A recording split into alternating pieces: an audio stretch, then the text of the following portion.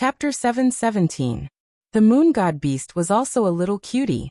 Dake thought for a while, and injected his magic power into it to check the details of the moon god beast. As the information returned, the information of the moon god beast appeared in his mind. Card name Moon God Beast, type, fairy card, level, *****, race, bird beast, attribute, dark/water, magic power, 1400, attack, 1400 https://m, VIP Kanchu, VIP defense, 800, ultimate skills, claw of the moon god, teardrop shot, lop ear ripple, skin fat. The moon god beast was still a bird beast, but its attributes were both dark and water. Her 3 measurements weren't considered outstanding.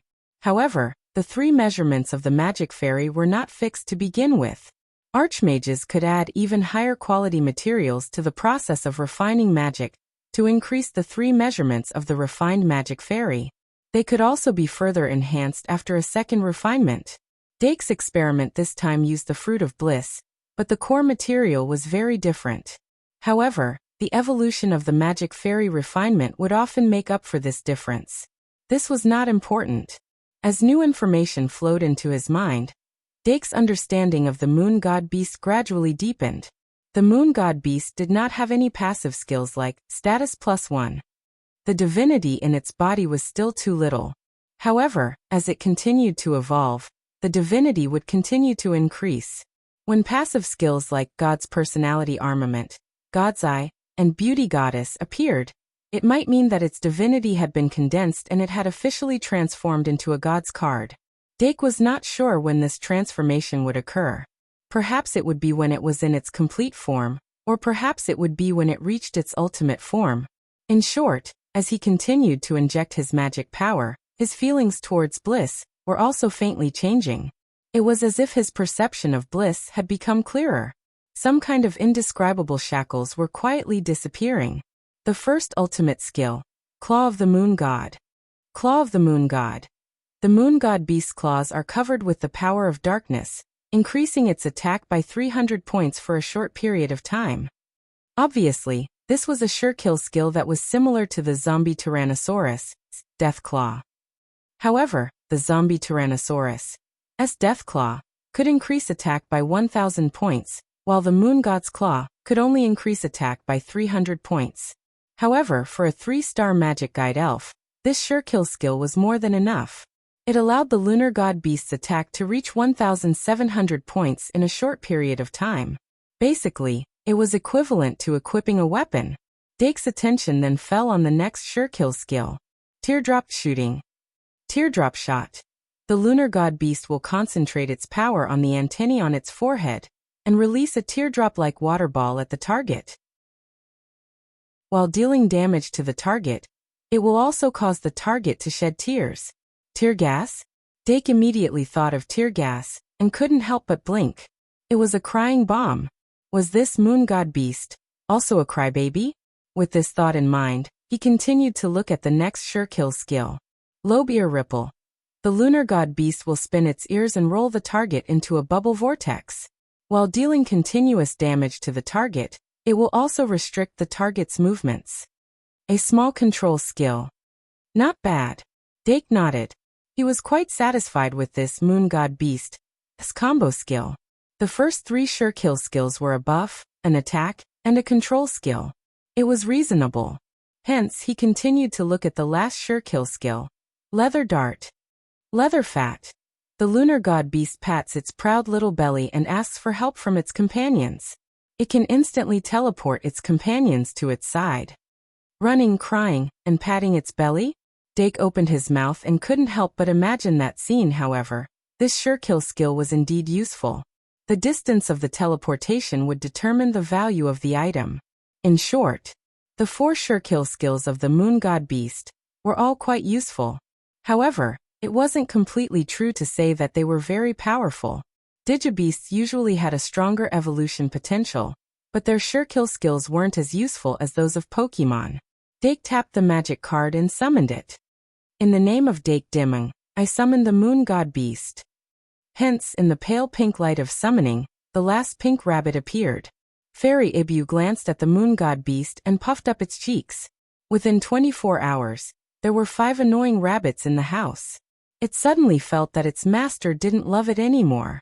At the same time, the moon god's soul floated over and hugged the moon god beast with a paw sound. The moon god beast was so scared that it almost cried. Dake was puzzled. What are you doing? Could it be that it wanted to cook and eat this rabbit to absorb its divinity?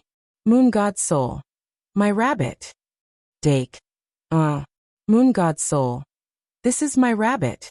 Saying this, she hugged the moon god beast tightly and rubbed her cheeks against the moon god beast's cheeks, almost squashing its chubby little face. Dake. After a while, Dake heard the moon god's soul say with bright eyes, as a moon god, how can you not have a rabbit to grind medicine with? Thank you, master. Dake then remembered that he told a story about Chang'e last night. The moon god's soul probably thought that Chang'e was the moon god. No wonder it looked at those rabbits so strangely this morning. He couldn't help but smile. He didn't mind it getting along well with the magic fairy. However, he couldn't just let it play with the moon god beast. If it didn't play with it every day, how could it increase its spiritual bond and evolve into a complete form? Speaking of which, I wonder if the moon god stone can make the moon god beast evolve into a complete form without the help of spiritual energy? Dake's heart skipped a beat as an idea flashed through his mind. Then he snatched the moon god beast from the moon god's soul's arms and immediately confirmed the effect of fat. After being ordered to use fat, the moon god beast's eyes darted around, obviously a little panicked. Then suddenly, a black big-ear beast fell into Dake's arms. He hugged it and improved his relationship with the black big-ear beast. Out of so many magic fairies, only the black big-ear beast was chosen? Is it because both of them are crybabies? It can't be because both of them have a bunch of big ears that can be used as propellers, right? Dake humorously thought. He then took out Bliss 2, Bliss 3, and Moon God Stone, and began the evolution experiment of the Moon God Beast. After the Moon God Beast gradually got used to Bliss 2's effect, he thought about it and changed Bliss 3 to Bliss 3, and summoned it. In the name of Dake Dimung, I summon Bliss 3. The Moon God Beast began to evolve almost immediately. The Bliss emblem appeared in the crescent moon on its forehead, and the light of Bliss 3 was completely absorbed by it. Then its body became transparent from inside out, glowing, and the outline of its body began to float. When the light of evolution covered its entire body, the Moon God Beast's body began to grow rapidly. It gradually grew from a rabbit baby, but it still didn't shed its rabbit form. Although this kind of digitized beast was classified as an orc, it was usually classified as a bird beast by magic fairies. Dake carefully observed the Moon God Beast that was gradually evolving. Rex Beast. The Rex Beast was also known as the Rabbit God Beast. It retained the moon mark and a hogue of the Moon God Beast, and it also wore a moon-shaped accessory on its chest. However, its overall transformation was actually very big. Its body was slender, but its lower limbs were very thick and strong. It had gloves on its hands that exposed its fingers, and there were 6 things on its back that were either tails or tentacles. This kind of evolution felt very similar to the black big-eared beast that evolved into the Rabbit God Beast. However, it had to be said that the two were indeed very similar. The reason why the Moon God Beast saw the black big-eared beast as its companion at first sight was probably because of this similarity. After the Rex Beast's form was completely fixed, Dake lowered his head to look at the changes of the magic card. Card name, Rex Beast. Type, Fairy card. Level, Race, Bird Beast. Attribute, Dark/Water. Magic power, 2600. Attack, 3000. Defense, 2200. Ultimate skills, Moon Glove, Tear Arrow, Moonlit Kick, Moonlit Dance. The divinity aura is a little more, but it's still not enough. Dake shook his head slightly. Although the Rex Beast's appearance gave people the feeling of a combat type, it was still a dark plus water card. If the Rabbit God Beast's 3 attributes were compared, the difference was not that big. The difference was that the Rex Beast's magic power was higher, but its attack was lower. This probably had something to do with its magic output ability. In the setting of the digital beast, The Rex Beast was a digital beast that was as round as the moon. Its character was unpredictable. It had an amazing jumping ability, and was good at using its agility to toy with its opponent. Moreover, its ultimate skill. The first ultimate skill is the same as the Rabbit God Beast. It's also an equipment skill. Moon Glove. The Rex Beast's fingerless glove will increase its hand strength by 300 points, hand defense by 200 points, and obtain an additional skill. Moonlit Water Bullet. Attack plus 300, hand defense plus 200? Dake could not help but frown. Being evenly distributed meant that everything was mediocre. He preferred the Rabbit Horniron Claw's attack plus 500. However, the Moon Glove's ultimate skill was quite something. Moonlit Water Bullet. The Rex Beast can use the Moon Glove to create water bubbles with a hypnotic effect. The target hit by it will fall into a deep sleep. An ultimate skill that could hypnotize someone to sleep was very scary.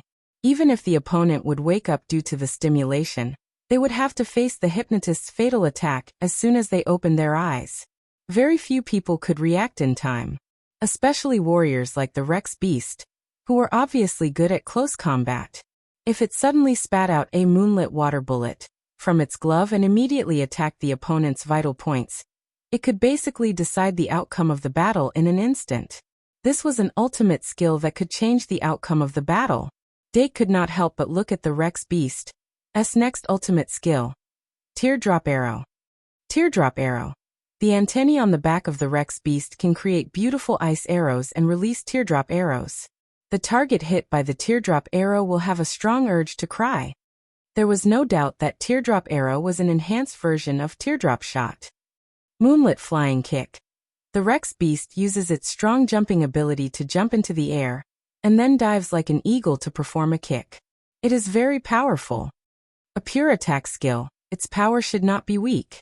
After that comment, Dake looked at the Rex Beast's last ultimate skill. Moonlit Dance. The Rex Beast will gain stronger strength and speed under the moonlight. It will kill the enemy as if it is dancing. Increase basic attack by 30%. 30% attack plus 1000 attack? Dake blinked and suddenly felt his brain stop working. Why did happiness come so quickly? Although the 30% attack increase was not as good as the 50% increase of the long-eared rabbit's self-encouragement. However, the Rex Beast's basic attack was not something the long-eared rabbit could compare to. 3,000 points of attack, 30% increase was equivalent to 4,000 points. Moreover, Moonlit Dance did not only increase attack. The increase in speed was very important in actual combat. In addition, Moonlit Dance did not have a cooldown. As long as it danced under the moonlight, it would be able to continuously absorb the power of the moonlight and transform into the strongest warrior. As a 6-star warrior-type rabbit, the Rex Beast, under the moonlight was enough to crush the martial rabbit beast. However, in terms of victory, the martial rabbit beast's combat skills were definitely stronger than the Rex Beast's, unless the lunar god beast could train hard to make up for its innate nature. Dake quickly calmed down from his surprise. There were too many similar surprises. He was more or less used to it. Of course, his ability to accept them would not become stronger at the same time. Next, he let the Rex Beast demonstrate its ultimate skills, so that he could have a more complete understanding of these ultimate skills. When the Rex Beast was about to degenerate, he picked up Bliss 3, Moon Eye, and looked at the Rex Beast. The Rex Beast, who had already experienced the wonders of evolution, stared at the Bliss 3, Moon in his hand without blinking. It was full of fighting spirit. However, Dake used Bliss 3, Moon, as an experiment with the feeling of if I'm lucky maybe. However, he still activated Bliss 3, Moon, with all his strength. The light of Bliss 3, Moon was still so strong. The room was quickly filled with the power of Bliss 3 Moon. A watery luster gradually appeared in the eyes of the magic guide elves. The Rex Beast, who was facing the light of Bliss 3, Moon, could not help but take a step forward. Then, the Bliss emblem appeared on its forehead. The pink light in the entire room suddenly converged and collapsed toward its forehead. After a breath, the Rex Beast's body completely turned into a pink light. With that as the chi point, It began to evolve toward a complete body. Its evolution process was smoother than the Marshall Rabbit Beast. The reason for this was probably related to the power of the moon. Bliss 3, Moon was indeed very compatible with the Rex Beast. However, even so, it seemed to be unable to break through the solid barrier between the second and third steps. Dake tried his best to inject the power of the soul, but the final result did not change. The Rex Beast's evolution, like the Marshall Rabbit Beast, failed. At that moment, it could clearly feel that it had touched the threshold of a stronger power. However, when it was about to touch it, everything was completely shattered. Therefore, the Rex Beast, which had degenerated back to the Moon God Beast, could not help but cry on the spot. Wah! Dorm 301 was filled with a joyful atmosphere. Dake was stunned for a moment before he reacted. He wanted to hug the Moon God Beast and comfort it. However, the Moon God's soul was one step ahead of him and carried the crying Moon God Beast away. A precious opportunity to increase intimacy. Dake retracted his hand expressionlessly. After that, he was not in a hurry. He waited until the Moon God Beast calmed down before he picked up the Moon God Stone magic guide card and waved it at it. Woo! The Moon God Beast quietly opened its eyes and looked at the Moon God Stone timidly. It felt more and purer moon power from the magic guide card. Come here. Dake waved at the Moon God Beast. The Moon God Beast slipped out from the Moon God's soul's arms and trotted towards him. The corner of Dake's mouth curled up slightly. It looked like a weird uncle who used a lollipop to coax a little girl to look at a goldfish. When the Moon God Beast hugged him, he whispered to it how to use the Moon God Stone. After that, the Moon God Beast nodded hard and took a step back. Dake then began to summon. In the name of Dake Dimming, I summon the Moon God Stone. With a trace of coolness, the Moon God Stone appeared in his palm. Then he passed the Moon God Stone to the Moon God Beast. The Moon God Beast instantly smiled through its tears and grabbed the Moon God Stone tightly. Then, the Moon God Stone gradually released an extremely strong light. The light was extremely pure, like flowing water. On the ceiling, there seemed to be a reflection of the full moon. The Moon God Beast widened its eyes as it looked at the Moon God Stone in its hand that was glowing nonstop. It could clearly feel the power that was extremely compatible with its body continuously flowing into its body. On its forehead, the bliss emblem also appeared. Then the light released by the Moon God Stone completely engulfed its entire body. In the light, the Moon God Beast's body had completely turned into light. The stone that was emitting the moon power had also merged into its body. Its body underwent an extremely exaggerated change in an instant. A huge amount of power surged out crazily with the beginning of this drastic change. It could not help but squint its eyes as it felt its own power skyrocketing. In just a breath's time, the Moon God Beast's silhouette turned into the Rex Beast's appearance.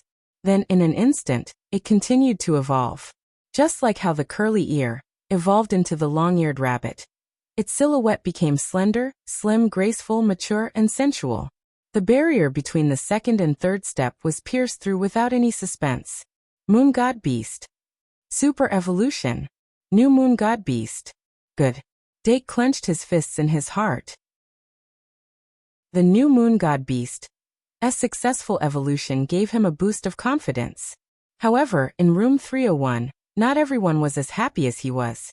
The magic guide fairies watched the birth of the new Moon God Beast with all kinds of emotions. The room was silent for a moment.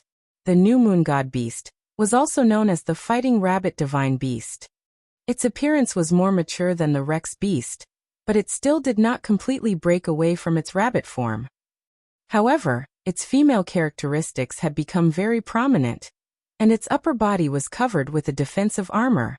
The crescent moon ornaments hanging in front of its chest had turned into scythes and shields. Fully armed, Dake almost instinctively thought that it would become a dark element plus combat element magic guide fairy.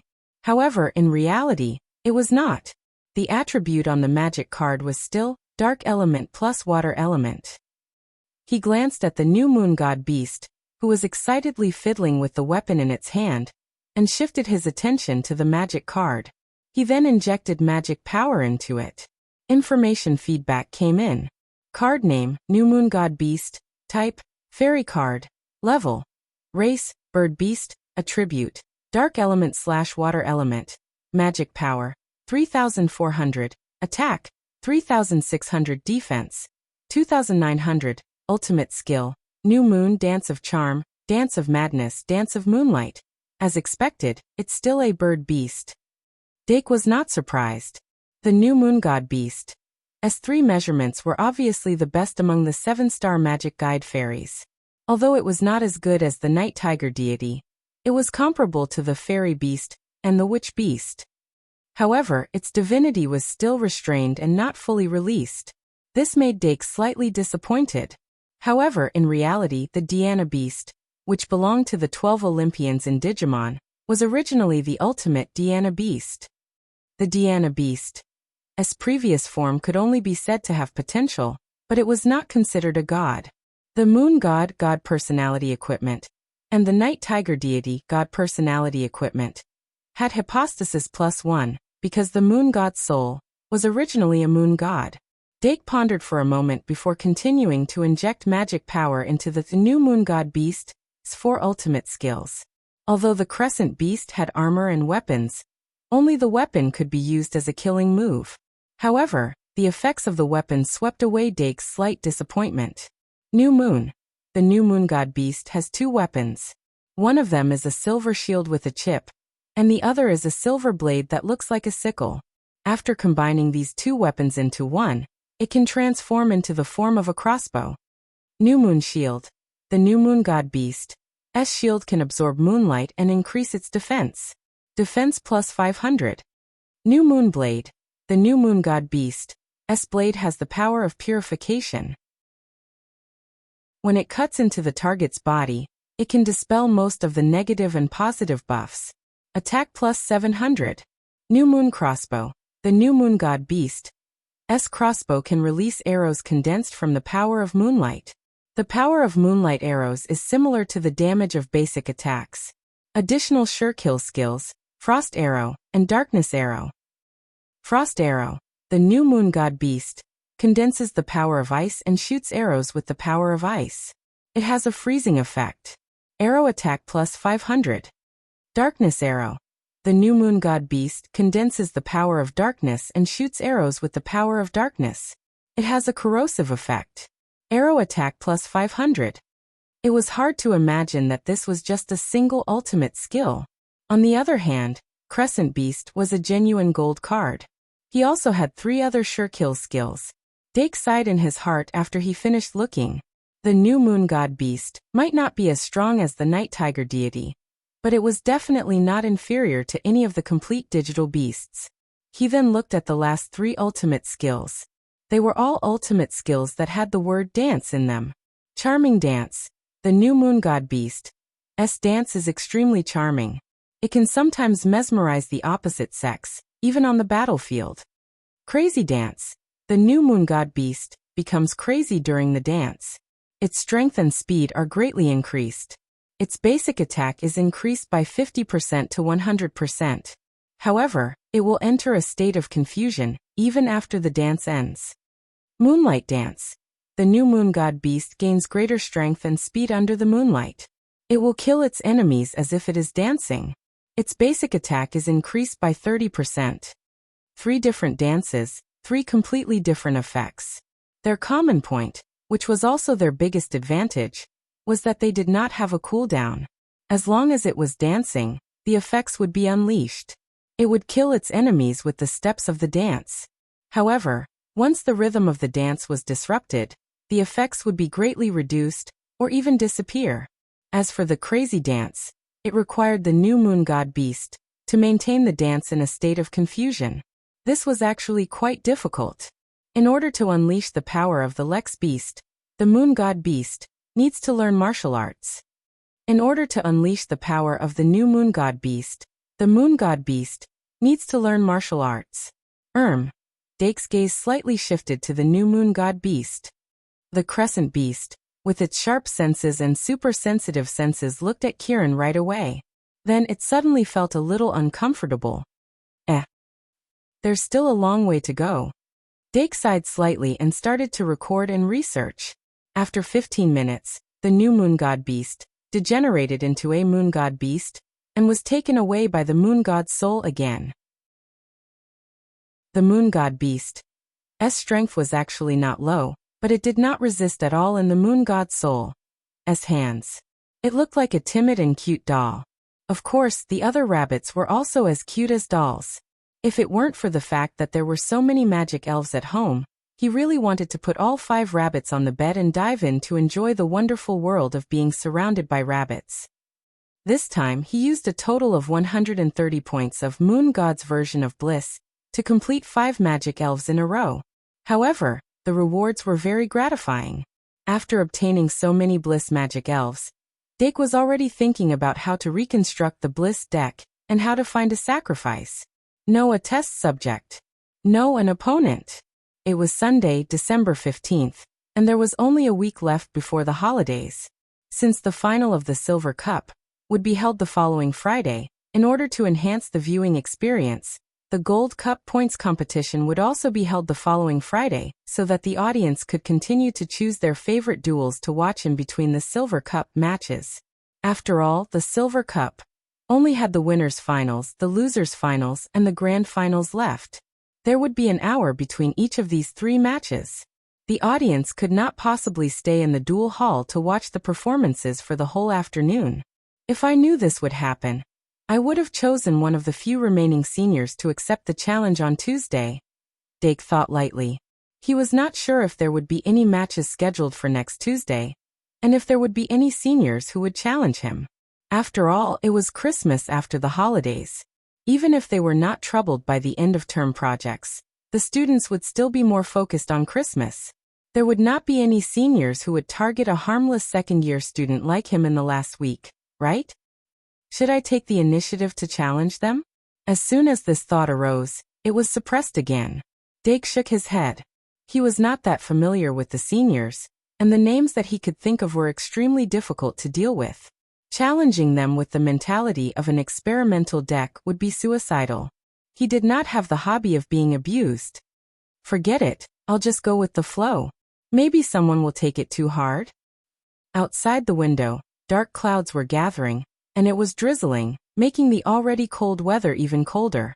After Dake handed the 5 furry rabbits over to the moon god's soul to take care of, he held an umbrella and entered Traveler's Street after lunch. The 2 new maids who came last week had successfully removed the fire of the underworld, and it was time for the new people to replace the old ones. Even though he had given full authority to Nai and Josie, he still had to show up when it came to replacing the new people.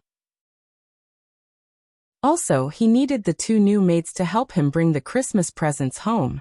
With this thought in mind, Dake arrived at the Ultimate Duel Club branch.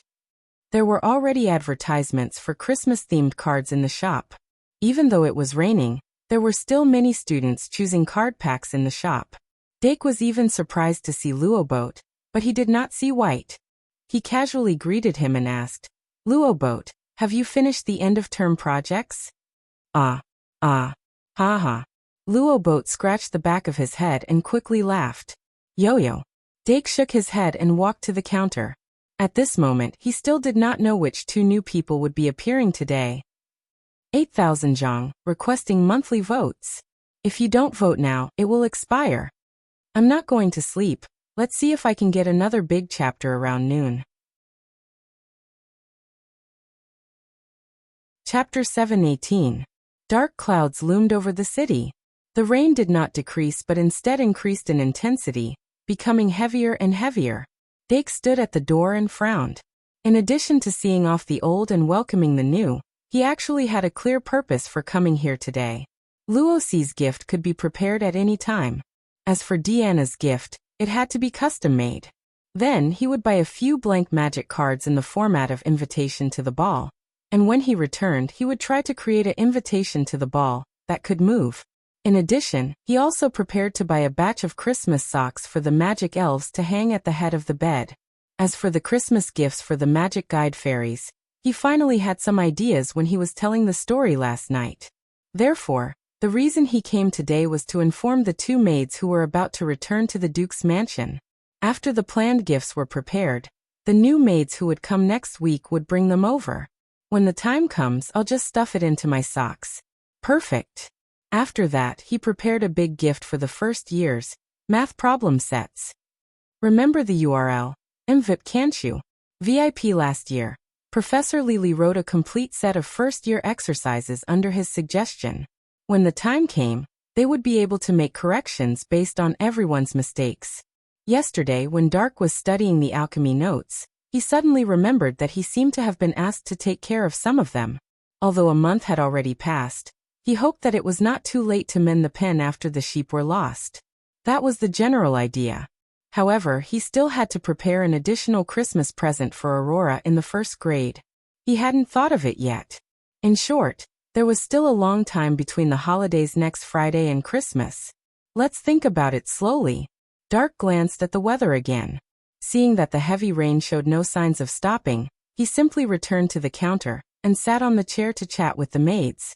The two maids who were about to return to the Duke's mansion were not familiar with him, so they were a little reserved when chatting with him. However, this bit of restraint was broken in just a few moments. Not long after, a relaxed and joyful laughter came from the shop. It wasn't until 3 o'clock in the afternoon that the heavy rain finally stopped, and a touch of reddish gold appeared on the horizon. Dake estimated that there were still about 2 hours before the new customers arrived, so he decisively left the shop to look for seniors who were suitable for customizing gifts. However, the heavy rain had just stopped, and the seniors who still came to set up stalls before the end of the semester did not show up. Dake sighed helplessly. He went to a shop with a Christmas theme and looked at the blank magic card in the format of the so-called ball invitation. This blank magic card was quite popular during this period of time, and Dake had only found out about it from the mouths of his peers. Now that he had seen it for himself, he could not help but sigh at how shrewd this Shang clan was. A blank magic card worth only 10 credits could be sold for 30 credits just because it was made to look like an invitation to the ball, which was 3 times the price. Of course, the shop would also give away the method of making the invitation to the ball. The invitation to the ball that was refined from this wasn't actually a regular magic card. It was just an item on the same level as the happy card. Therefore, it wasn't difficult to make it. Even the first-year students could quickly get started. After Dake bought 5 cards, he also received some small items as a gift. He shook his head and walked out of the shop. After that, he went to pick a batch of Christmas socks and went to the Goblin Antique Bookstore again. About half an hour later, he finally found a book suitable for Professor Cazell in this ancient goblin bookstore. Don't Give Up a Forest for a Tree. It was said to be the work of a grassland elven mage, and it talked about the environmental protection story of how to cultivate the forest. However, after paying the bill, Dake had just walked out of the bookstore when he suddenly realized something. He bought another book, A Guide to Interracial Communication, and prepared to give the latter to Professor Kazair. He would keep the first one for himself to read occasionally. Not long after, there were finally a few people who set up stalls on both sides of the street. Dake carefully selected their products and spent a large sum of money to hire a senior to customize a half-completed magic card. Then, he began to wander around Traveler's Street casually, preparing to pick out some interesting things to give to Nai, Josie, and Eve. Come to think of it, since there was Eve, there should be a share for Aaron as well. However, if he were to give it to Aaron, the other maids in the house would definitely need it too. In that case, the number of Christmas gifts that he needed to prepare would increase explosively. Therefore, as he picked, he picked out a lot of troubles. He was originally an emotional person, and wasn't as indifferent as he appeared on the surface. It was almost 5 p.m. On his way back to the shop, Dake passed by the Goblin Antique Bookstore again. He happened to see that the bookstore was auctioning a unique book, so he stopped and curiously looked at it for a while. Then he bid for the book. How Gold is Refined. Ancient Alchemy? Frankly speaking, after learning alchemy for half a year, Dake was interested in the content of this book. However, the reason why he bid for it was to give it to AI Ma as a Christmas gift. Of course, before that, he could get the magician secretary to make a copy or photocopy of the book. I'm in luck to solve another difficult problem. Feeling a little happy, Dark returned to the shop and immediately noticed that the new maid had already arrived at the shop. The moment he saw the maid, the expression on his face visibly relaxed. Then he suddenly smiled and said, "Sister Olga, why are you here?" The head maid of the Ares Palace, Ollie Diamond, was standing behind the counter with a gentle smile on her face. The maids used the underworld flames to gain strength, and the focus had always been on the element of magical power. Magical power was innate and would naturally grow with age. In this world, most humans had magical power, but it was very weak and was equivalent to nothing. This was determined by one's magical power talent, and was something that could not be changed. The battle maids in the Duke's palace had a flaw in their magical power talent, so their combat power was limited. They could only use a few of the specialized magic cards in the Duke's palace. The appearance of the underworld fire just so happened to be able to solve this problem. Therefore, the Duke's palace took the risk to use the underworld flames. However, to be able to become the head maid of the Duke's palace, it was impossible that she did not have magical power talent. Especially for a head maid like Olga, who was recognized by the 12 golden armors. Her talent was even more outstanding. She did not need to rely on the underworld flames to increase her magical power limit. Therefore, the Ares, Olga should not have come here. After greeting Olga, Dake directly asked for the reason.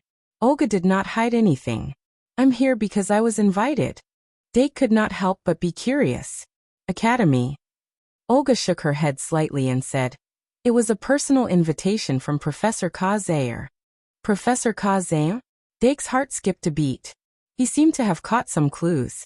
Olga's face was full of smiles. Even in this cold weather, it still made people feel warm. "It's not convenient to talk about the specifics now. In short, I'm happy to come." Dake's gaze turned and asked, "So Sister Olga, are you going to stay at the academy until after Christmas?" Olga nodded and smiled. "Maybe I'll stay for a few more days." This was naturally a good thing. It was just that the Duke's palace was always the busiest when a big festival like Christmas was coming. Under such circumstances, if Olga still wanted to stay, it would not be a small matter. Dake thought for a while and said, "Is there a place to stay?" Olga looked around and smiled. "Of course I'll be staying in Master Carter's dormitory." "Claire Carter." Dake nodded and looked at the other maid who came with Olga. Since Olga was not possessed by the underworld fire, theoretically there should be 3 people here. This way, they could make the best use of everything and shorten the time. However, other than Olga, the only other person he could see was the maid. Dake narrowed his eyes and carefully sensed the unique aura of the underworld fire. However, he did not feel anything special about the maid. Of course, it was also possible that she was too good at hiding her aura. If it was the combat maids of the Scorpio Palace, they would all have similar skills. "This is?" Dake asked when he saw that the maid did not seem to want to introduce herself. Olga turned around and raised her hand. "Ungra of the Pisces Palace. She's not good at socializing, but she's a good child." Olga was not old, but she called Ungra as an elder. It was obvious that she was even younger. Dake looked at her carefully. Ungra was very beautiful. At least her facial features were so. Her reddish-brown hair was neatly combed and set off her big eyes and oval face. She had the unique feeling of the Pisces Palace. She was about the same height as Olga. Although she was slim, she did not have the delicate feeling that Olga had. If one looked at her for too long, they would suddenly realize that she was like a silent female leopard. Hidden under the maid's clothes was an extremely terrifying power. If Olga did not directly point out that she was a member of the Pisces Palace, Dake would have thought that she was from the Lion Palace. Of course, she did not emit that kind of aura. Dake was relying more on his experience to figure it out. "How many underworld fire did you absorb?" Dake suddenly asked. Ungra could no longer stay silent. She deliberately lowered her voice and said a number. 7. 7 underworld fire. Dake was stunned. No wonder he only brought Ungra this time. This was enough for 2 people. Olga said, "The more underworld fire is absorbed, the stronger the desire is. So we usually maintain around 2 to 3, but Ungra's willpower is very strong. She doesn't even need Janice's help to control herself. Of course, 7 is the limit." Then she changed the topic and smiled. Of course, if the young master's experiment had not been very successful, Janice would not have allowed her to take the risk. In the Pisces Palace, it's rare to have such a child. The Pisces Palace was supposed to be the public relations department. How could there be such a child? Dake touched his nose and smiled. Don't worry, I'll make the coffin of the Reaper work hard. 7. The coffin of the Reaper should be very happy to eat it, right? He thought, but he did not expect that the more underworld fire absorbed, the deeper it took root in the human body, and then it brought some small trouble. But compared to Professor Kazayer's experiment, it was just a small interlude. In the evening, the group of people had dinner in the treasure chest that they had reserved beforehand. Eve also communicated with Erin, allowing her to meet with the people from the Duke's mansion. Then the 2 old maids were sent to the Flying Dragon by Dake. Of course, they also took away his gift of custom-made watch. Although Olga and Ungra had to leave after Christmas, it was not a conflict to send 2 more maids before Christmas. Dake and Olga had not met for a long time, so he did not return alone after dinner. He brought the maids into the teacher's dormitory and wanted to help them tidy up the room, but Olga chased him out. Young master, where's the propriety? Come to think of it, Sister Olga also had times when she was angry. Dake smiled faintly. He was only invited in after Olga tidied up the room. Then they talked about Professor Kazayer. This was a secret. But he did not belong to the group of people who needed to be kept a secret. After dismissing the rest of the maids, Olga told him about this matter. She said softly, Professor Kazayer sent a letter last week, hoping that the Duke's mansion could send a person to support him before Christmas. He only has one request for this person.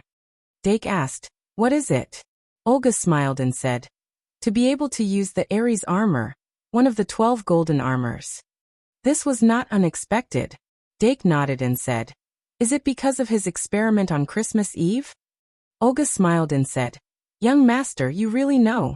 The Duke didn't tell me the specifics, but it should be something related to God. And he needs to use the Ares armor. Maybe it's a mission that requires him to restore the remains of a god. The Ares armor had a large amount of vitality and could bring the dead back to life. The reason why our vet could always be active on the front lines and not fall was because of the Ares armor. The remains of a god? The image of the god's heart quickly appeared in Dake's mind. Then he suddenly realized. The book that Professor Kazayer needed might not be Don't Give Up a Forest for a Tree, or a guide to interracial communication, but a parenting manual. I fell asleep, la la la la la, for all omega for all. After I got up, I immediately updated. I won't be writing on New Year's Eve for the time being. I'll start a new sprint tomorrow morning, begging for monthly votes. There are only a few hours left. Don't let the monthly votes go to waste. Please be magnanimous and vote. Begging for mud. Begging for monthly votes. Greater than over equal to mouth Thanks to the silver treasure chest from the Flying Gopher. Thanks to the original subscriptions and support this year. Happy New Year's Eve. Chapter 719. Olga hadn't really started to come into contact with Professor Kazayer's experiment, so she didn't know much. However, since Professor Kazayer was able to borrow her from Yvette, he must have told her the details. It obviously wasn't the small experiment that he always talked about. Dake did some simple deductions based on the information he had and thought of the heart of God that quietly awakened in the underground city, as well as the time of Christmas. Christmas, as the name implied, was the day of the birth of the saint. It wasn't hard to guess the reason for the experiment in the secret tunnel at this special time. Last Christmas, Claire Kate gave up her goal for some reason. The vampire Vlad completed his awakening in the secret tunnel. And this year's Christmas, if this was the truth, then what Professor Kazayer wanted to do was really too shocking. What on earth is he thinking? After joking around, Dake couldn't help but think carefully. Olga, on the other hand, had only just found out about this possibility from his mouth. Her pink lips curled up slightly as an adorable look of surprise appeared on her face. Dake rarely saw such an expression from her, so he was a little happy and said, since you're already here, don't think too much. I'll find a time to ask Professor Kazair to bring me along. It'll increase my knowledge. Now that the signs of the gods' awakening had been revealed, all the forces had their own plans. The Duke's mansion was trying so hard to collect underworld fire, not only to use it to strengthen their army, but also because they had their eyes on the god behind the underworld fire. Before the death coffin was completed, they were thinking about collecting as much underworld fire as possible to awaken the god behind the underworld fire. Then, when the god had just awakened and was still weak, they would do something to him. Although this was an extremely risky thing to do, if they didn't even have the courage to take this risk, then there was no need to consider the future. Of course, now that they had the death coffin, the Duke's mansion had adjusted their strategy accordingly. After all, as the fire of the underworld was continuously eaten by the death god coffin, the fire of the underworld in their hands would only decrease. In the future, it would be more and more difficult to locate that god. Correspondingly, the opportunity for the Shungmalian Academy was the Heart of God. In the dungeon, Professor Kazair was the main attacker and had been conducting research on it. As for the things that Into the Abyss had caused in the academy, compared to this, they were really insignificant. Dake and Olga discussed their speculations in whispers before leaving the dormitory in the evening. Another Christmas present that needed to be carefully considered. It was the last week before the holidays. The atmosphere of Christmas had already erupted uncontrollably within the academy.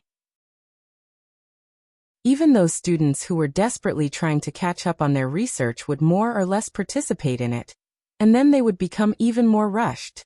The students who were usually sloppy were now working harder than anyone else. In the library, the classrooms, and the common lounge, there were people who were working hard everywhere.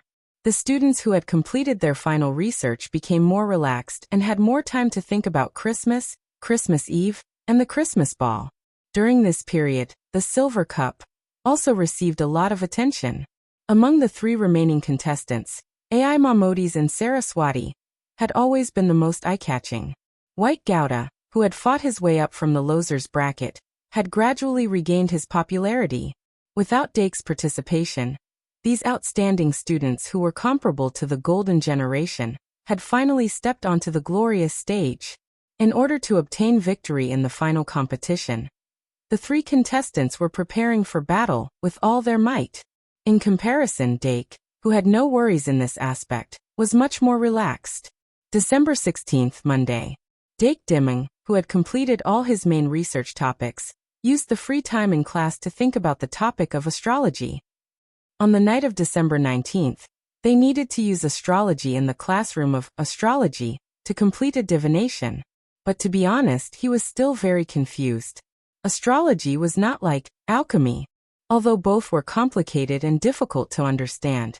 Alchemy, as long as the knowledge was broken down into small pieces, one could always explore, understand, and finally grasp it, until one reached a bottleneck. Astrology was more idealistic, and many of the theories were mysterious and could not be grasped at all. Both of them required talent. If one's talent in alchemy wasn't high enough, they could only grasp it to the extent that their talent could support it. If one's talent in astrology wasn't high enough, then they might not be able to see anything. In terms of astrology, Dake Dimming originally had no talent. His divination talent was shared bit by bit after he formed a spiritual bond with illusory beast, Ivan. Just like how he shared a bit of the warrior's talent from Lion, which allowed him to open 3 chakras in a row. But the talent that was shared like this was not even comparable to that of a magical fairy. Therefore, at the beginning of the semester, Dake's divination talent was very shallow, and his learning of astrology was half the result with twice the effort, and it was difficult for him to achieve results. But now, at the end of the semester, his divination talent had undergone a fundamental change. It was a qualitative change that came with the refinement of illusory beast, god of destruction, as well as gradually getting along with it. Illusory beast, god of destruction, divination talent was extremely terrifying, and it was even stronger than the evolved illusory beast, Son Ivan, not to mention, illusory beast, Ivan. Because of this, after Dake gradually formed a spiritual bond with it, although he only shared a part of it, His divination talent had a new breakthrough. Now his divination talent might not be weaker than illusory beast, Ivan's. In addition to his learning ability, he naturally grasped the knowledge of astrology, faster than illusory beast, Ivan.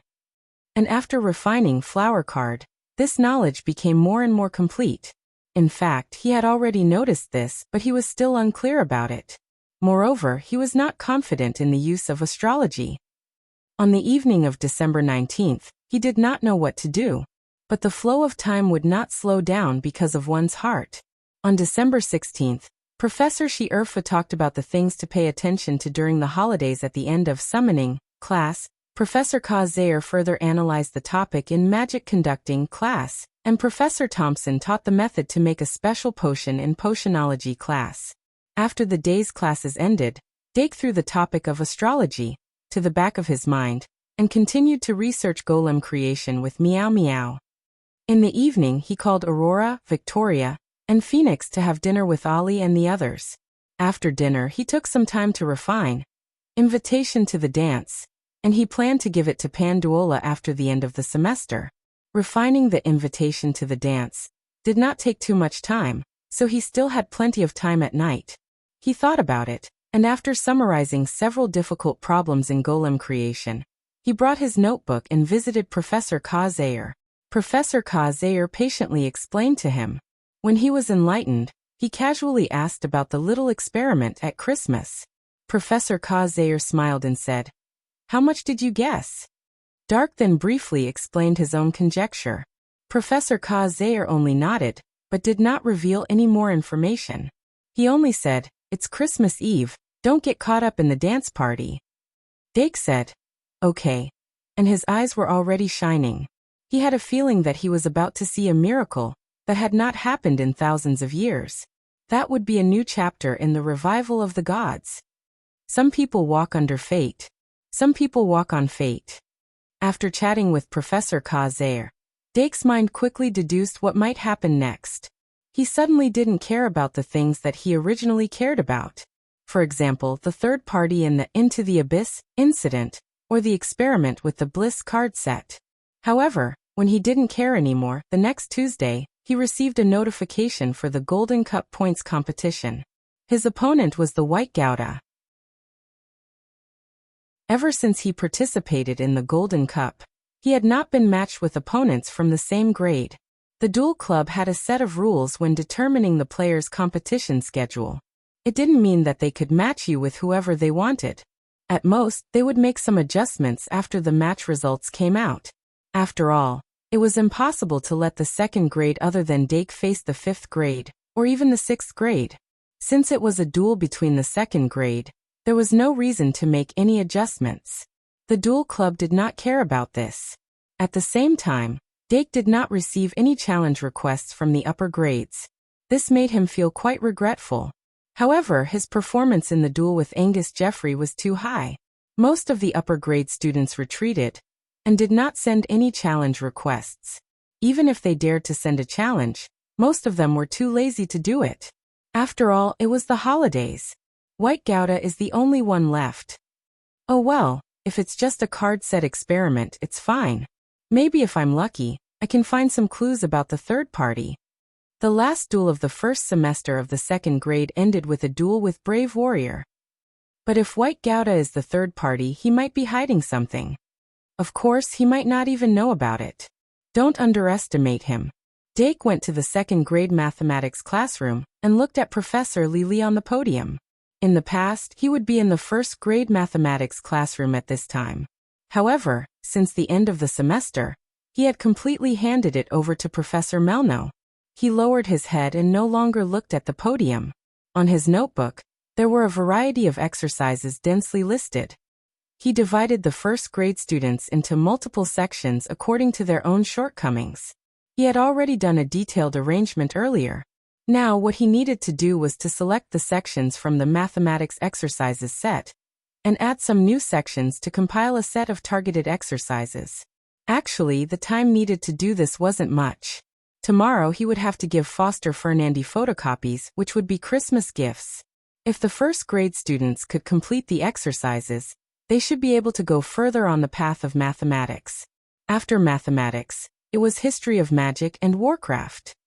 Professor Ryan Hux actually talked about the major events that happened on Christmas Day in History of Magic. Professor Nini, on the other hand, was trying her best to remind the students not to wander around during the holidays, especially not to wander around the dungeon. Judging from her pouting face, she must have been ordered to do so by Professor Sylph. Dake continued to write exercises after class. When the evening came, he invited Fernandy for dinner and gave him a few exercise templates. This matter was considered over.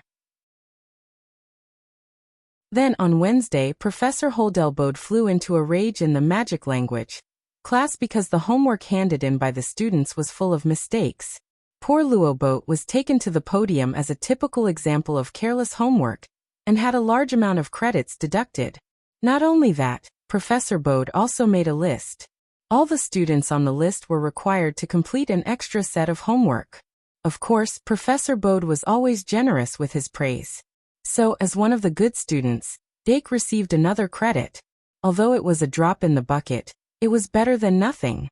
After that, it was the dual class. Professor Pawa Jones asked everyone to watch the Silver Cup and then write an analysis report about the final. That night, they were to hand it in to the heads of the various faculties. Those students who wanted to leave school and go home could only wait until Saturday. So there was another wave of screams. But in school life, the professor was the authority and the students had no right to object. It was also after the dual class that the suppressed emotions for a long time finally broke out. The remaining 2 elective classes were elective classes after all. In the minds of most students, from this moment on, it was already a holiday. When the bell rang, the second-year students were completely restless. It was noon on December 18th. Dake Dimming began to collect invitation to the dance. He thought that after he rejected last year, there would be less this year. However, it turned out that it was a complete illusion. The number of invitation letters or confession letters received this year was actually twice as much as last year. The first-year students didn't seem to be stingy with giving their mathematics teaching assistant a chance to invite them to dance. Dake just returned to the dormitory when he saw the letters stuffed in the door. He suddenly felt dizzy. They wanted to mess up. He didn't want to reply. The Sea King was disqualified. In the blink of an eye, it was December 19th. As 0/149. The new year begins with an all-nighter, looking for a guaranteed monthly ticket and a guaranteed blade. Spring Festival is involuntary _smiley face, angle, _ but I still finished it. Happy New Year Mwax, good night everyone.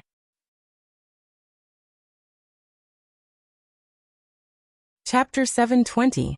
December 19th, Thursday. Now that all the major classes were over, the students' attention was turned to the 2 elective classes. In the alchemy class, Professor Kazair once again explained the key points of making a golem in detail.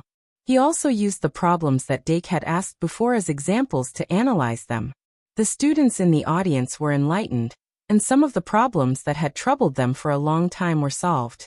After this part of the problem was explained, Professor Kazair asked the students to raise the problems they encountered when they came in to make a golem, and he explained them in detail. Most of these questions were raised by the seniors, and their progress was faster than Dake's. Some of the questions even came from parts that he had not had time to cover. Dake recorded all these questions and answers, so that he could refer to them if he encountered them in the future. The last alchemy class of the second year of the first semester came to an end with these questions and answers. After that, Dake continued to try to make golems in the club classroom. Although the quality of the finished products was still not good enough, at least he improved every time. In order to save materials, he basically made small golems. The smallest one was only the size of a palm, and the specific appearance was not exquisite. Remember the website, MVIP can't you? 6 in short. He was aiming for the 3rd.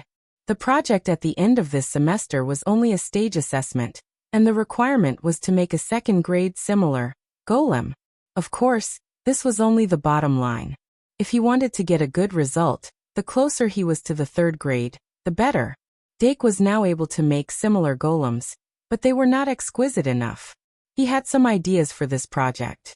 He would try to make a golem that was close to the simulated golem, then use a curse cage to seal it, turn it into a magic elf, and use a great sin card to unlock its intelligence. In this way, the biggest threshold between similar and simulated intelligence could be easily crossed.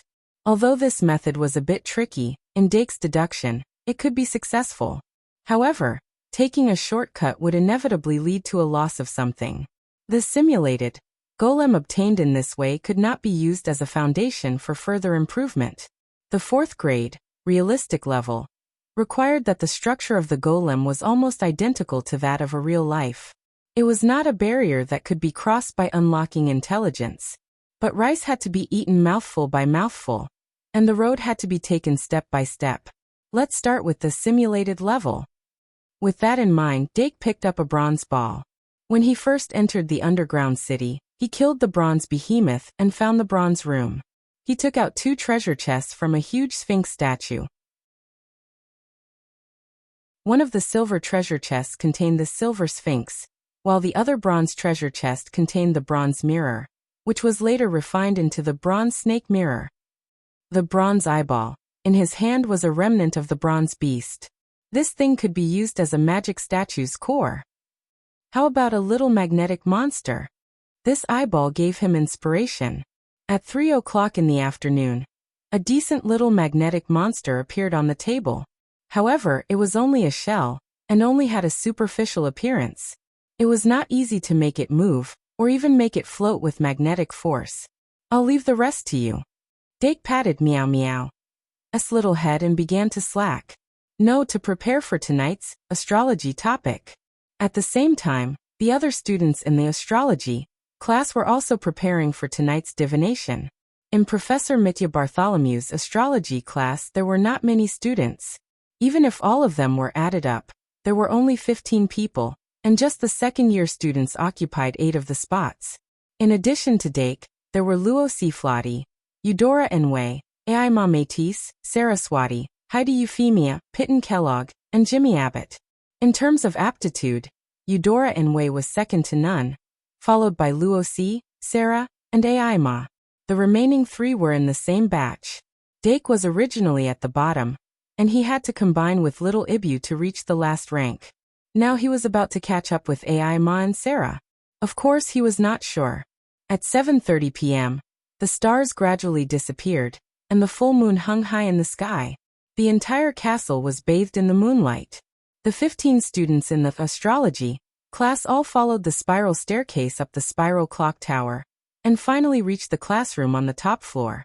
Professor Mitya Bartholomew was already sitting behind the podium before the bell rang.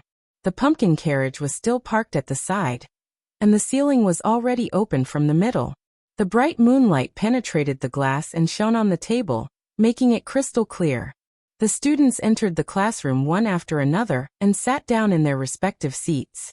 Dake also left the club classroom and went to the astrology class when the class was about to start. He went to the corner of the last row as usual, and then he took Little Ibu off his shoulder and put it on the table. Although Fantasy Beast, God of Destruction, S divination talent was more terrifying, it had just started its basic education. Even if Professor Mitya allowed it, it would not be able to understand the content of the astrology class. Ding-ling-ling, as the bell rang, the small number of whispers in the classroom disappeared. Everyone tensed up at the sight of the Western healer. It was clear that most of the students did not have much confidence in tonight's divination. Professor Mitya stood up and placed her hands on the podium. Her moon-like eyes scanned the classroom like a pool of spring water. I have a bet. And today's lesson had officially begun after this sentence was uttered. A bet? The students in the classroom were confused when they heard this term, but soon, the first person remembered it, and then the second, the third. After more than a minute, all of the students began to vaguely recall what had happened. Professor Mitya did indeed have a bet. It was before the astrology class started, and she made a bet with Professor MacDonald, who also taught astrology. I once made an agreement with Professor MacDonald. Both of us will teach our students for a semester, and then at the end of the semester, we will compete to see whose students can master astrology faster and better. Now that the time has come, I wonder if you have forgotten? Professor, is this the specific matter of this assessment? Antonio Cromwell, a fifth-year student, raised his hand. He was one of the only two fifth-year students in the classroom. The other was Betty Murray. Professor Mitya showed a sly smile and said, "That's right. You will make divination predictions about some things that may happen in the next semester, and use the whole semester to verify the results of your divination. Whichever side's divination is more accurate, and the number of correct predictions is the winner. I hope you can win." Although she was full of smiles, the students could not laugh. The students whispered to each other, and quickly recalled the things that they had forgotten. Aima Matisse's face was extremely ugly. She still remembered that she once asked Professor Mitya a question at that time, and the answer she received was, if he were to lose, everyone present would fail the astrology class. Elective classes did not need to be retaken. But if they failed, they would really fail. Students like Aima, who valued grades very much, naturally couldn't accept this kind of thing. But as the content of astrology class became more and more difficult, she gradually forgot about this situation. Now that she thought about it, it was like being struck by lightning. Professor Mitya's opponent was Professor MacDonald, who was a senior professor of astrology and had a reputation. Therefore, except for the second-year students, most students who were interested in divination would choose Professor MacDonald's astrology class. Professor MacDonald had so many resources, and the students he selected naturally had quite good qualifications. For example, Betty Murray was the last one he selected. Professor. Like a fish struggling on a chopping board. Aima raised her hand with a complicated expression. Matisse, is there anything you want to ask? Professor Mitya spoke gently. Aima said, Professor MacDonald, how many students are there? Professor Mitya smiled and said, 30. Aima. Piton Kellogg raised his hand in a panic and said, Wait, Professor, we're competing on the probability of correct prediction, right? Professor Mitya smiled and said, the number of times. Piton suddenly exclaimed, How can we win? Twice the number of people. The students in the audience suddenly became noisy. Everyone's expression changed. Professor Mitya smiled and shook her head. Divination is not a competition of numbers. Everyone predicts different events. We're talking about the number of events predicted. Piton quickly asked, One person can predict multiple events? Professor Mitya nodded and said, The evaluation is based on the number of events predicted correctly. If you happen to encounter the same event, it will belong to the more accurate side. I see. Piton sat down with a relaxed expression. Then he bounced up like a ball and said, Isn't that the same? Ha ha ha. Professor Mitya laughed and said, Of course there's an advantage to having more people. But you also have an advantage. What advantage? Someone asked. Professor Mitya said seriously, Your talent is higher than theirs. To be specific, although Professor MacDonald had almost all the students in the third grade and above, but Professor Mitya had monopolized the second grade students. This year's second grade students were extraordinary. And among the senior students, some of the more talented ones had already taken astrology 2 years ago. Naturally, that group of people would not appear in this bet. Therefore, Professor Mitya's statement about talent was not exaggerated. Divination talent was rare. After the 15 students were suddenly praised, they quieted down. Then Professor Mitya said humorously, And there are not 15 students in our class, there are 16. Little Ivan tilted his head and attracted the attention of the audience. The air in the classroom suddenly became cold. Okay, let's stop the chatter. Professor Mitya slapped the table and said, For a senior diviner, every divination can be divided into 2 situations. One requires a price, and the other requires no price. The former can directly peek into the future, while the latter can be predicted by observing the laws of things. Even if the former interpretation is wrong, the future must be real and exists on a certain track of fate. The latter is a probabilistic event, and the prediction is not accurate.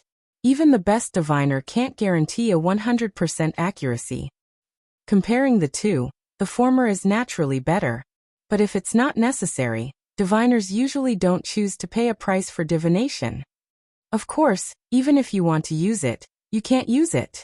I didn't teach it at all. Students. In the silence, Professor Mitya continued. Astrology is a technology that predicts the future by observing the trajectory of celestial bodies. Tonight is the day of the full moon. I recommend the moon divination.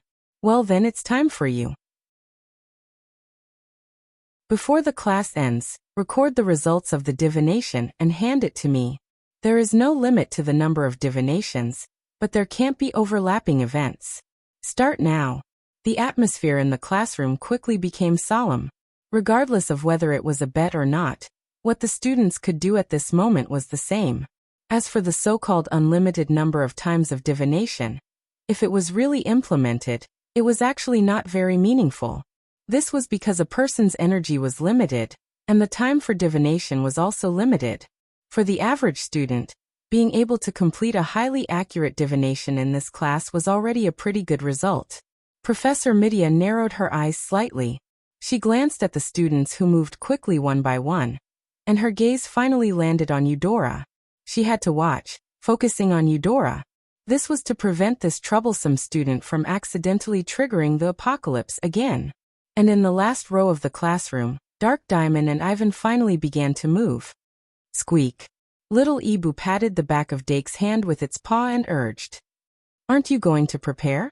Dake asked as he took out Pride 3 from his card pack. Little Ivan shook her head vigorously, then nodded vigorously.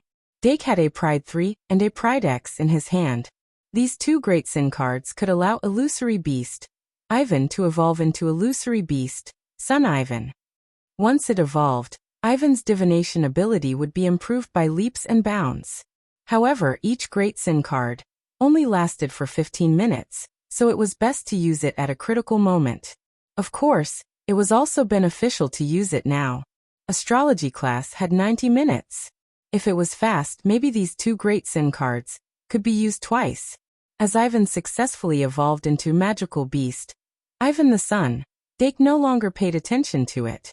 Instead, he focused all his attention on his own astrology.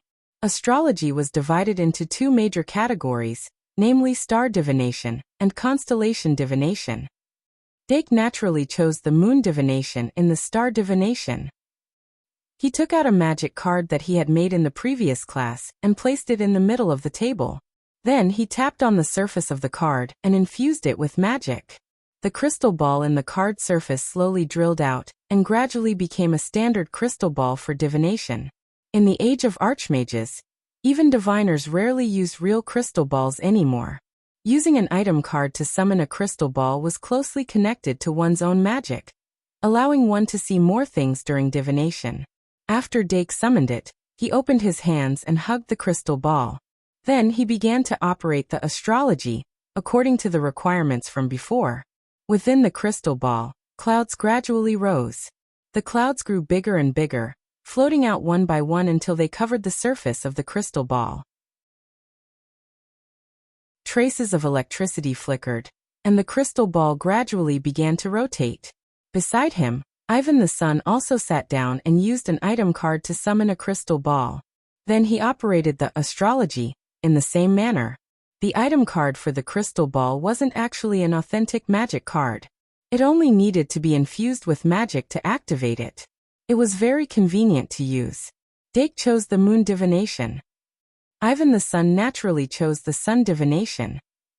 Although the full moon was hanging high in the sky and the power of the sun was reduced to the lowest, he had only mastered this one astrology. In the past half year of study, he had no other choice. The students who could be chosen by Professor Mitya naturally wouldn't be too bad. Soon, the 15 or 16 students all entered the state. Then at a certain place, a beam of light that flickered with starlight suddenly descended and landed on one of the crystal balls. The scene in the crystal ball began to change under the circumstances that only that person could see. That was Eudora in way. The students in the classroom were already used to it. Eudora's divination talent was recognized. Even Professor Mitya and Professor MacDonald might not be as good as her. Immediately after, beams of light fell one after another, illuminating the entire classroom. Professor Midia stood on the podium and observed the operation of the astrology of all the students.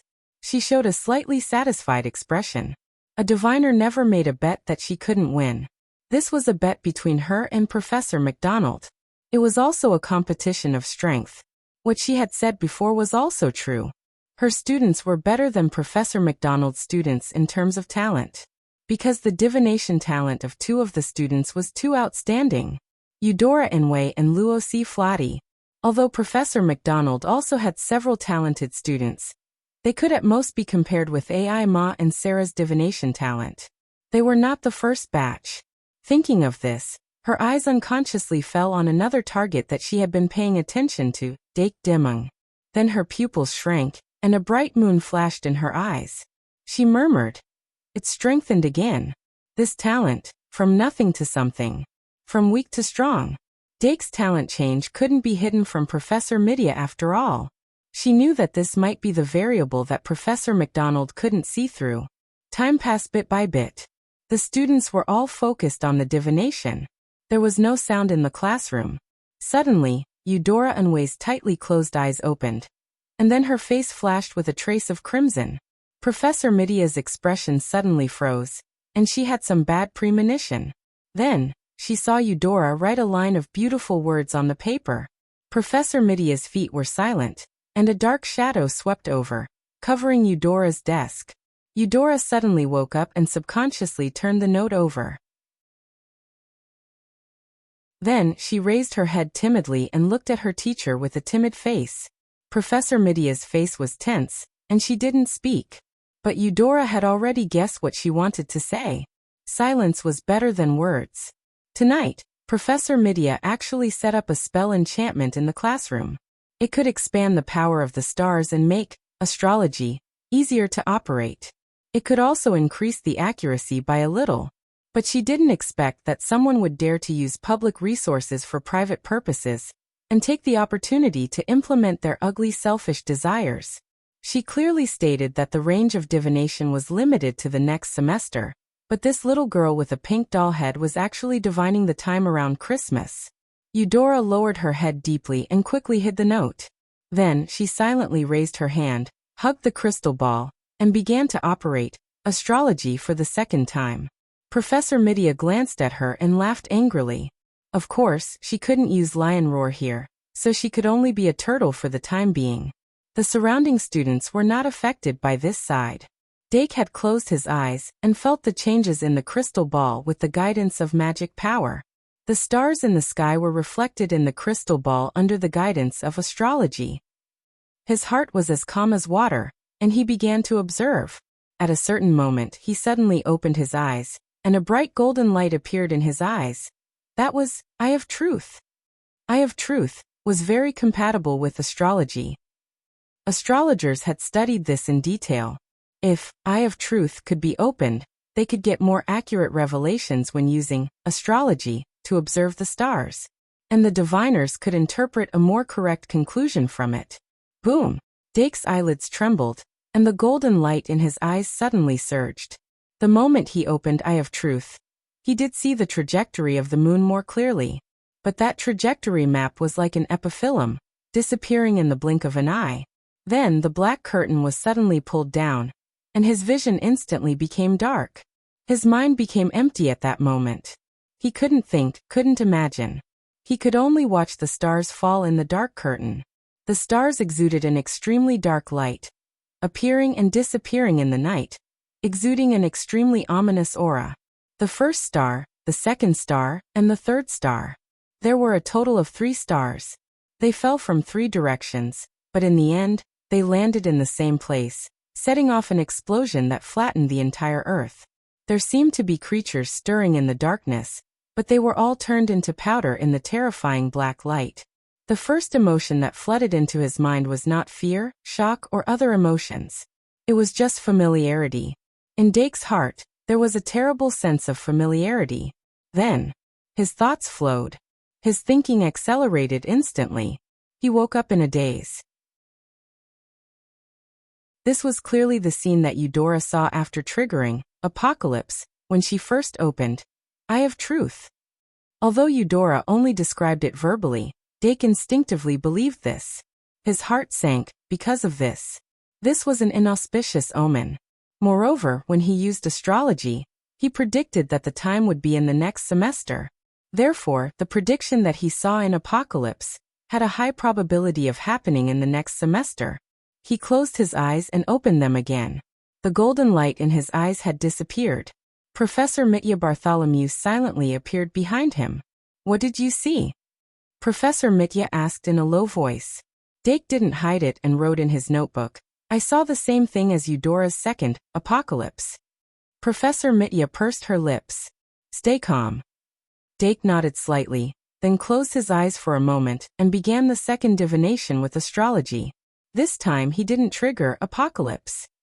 Relying on the knowledge he learned this semester, he observed and interpreted the trajectory of the moon. Then he made a very ordinary prophecy. It was about the ownership of the Holy Grail next semester. He predicted that the school championship competition next semester would be won by the Aristocrats Academy. After 2 prophecies, his brain suddenly felt a little dizzy. He gave up the idea of continuing the divination and turned his head to look at his side. Ibu had already begun the 3rd prophecy. The first 2 prophecies were carried out in the form of Sun Ibu. The result of the prophecy was written crookedly in the notebook. Dake glanced at it quietly. 1. Ibu became a big star. 2. Ibu gained a new life. In the front row of Dake's seat, Luosi Flati was also focused on the divination. As a person whose divination talent was second only to Eudora, her expression was very focused and she had obtained a lot of results. However, she herself didn't seem to be satisfied. Divination was actually a very personal matter. Ordinary observation couldn't see the divination process of others. The students finished the divination one after another. Some temporarily stopped, and some continued.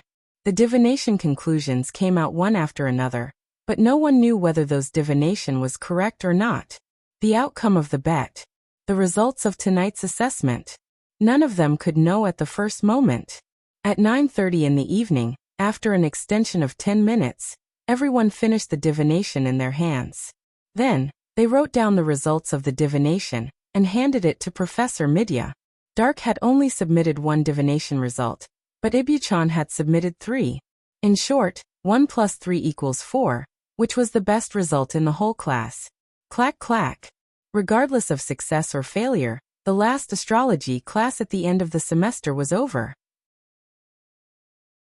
The students left the classroom in 2s and 3s, slowly going down the spiral staircase and gradually disappearing into the night. As for Dark Diamond, he stayed in the classroom for the time being. Luosi, who stayed because he stayed, and Eudora, who didn't intend to leave, were also here. Professor Midyu put away the paper in her hand and put it in her bag. Then, she called Dake and the others to enter the carriage. Dake picked up Ibu and boarded the pumpkin carriage without hesitation. Eudora followed closely behind. Luosi stood outside and hesitated for a while. Then she gritted her teeth and got in. Professor Midya didn't reject her entry. The unexpectedly spacious interior of the carriage gave her a fright.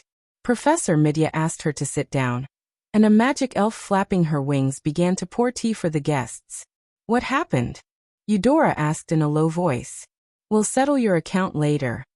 Professor Midya glared at her fiercely. Eudora immediately shrank her neck, and her whole body seemed to have become smaller. Luosi found it interesting. She picked up the teacup and drank carefully to hide her expression. Although Dake was curious, he didn't ask. Professor Midya then said, Dake triggered Apocalypse. Eudora and Luosi immediately widened their eyes. Luosi subconsciously asked, What did you see? Eudora, who knew more about this, asked in surprise, What's the price? Professor Midya turned to Dake and whispered, I need to take a closer look. There were all kinds of prices for prophecies. Some prices were extremely obvious, while others were difficult to identify. If one couldn't identify them, one wouldn't be able to formulate a corresponding strategy. It was extremely dangerous. Dake didn't resist and immediately began to cooperate with Professor Midya's examination. In fact, he still couldn't understand why he could trigger Apocalypse, but it was triggered. He had to accept the fact that he was talented.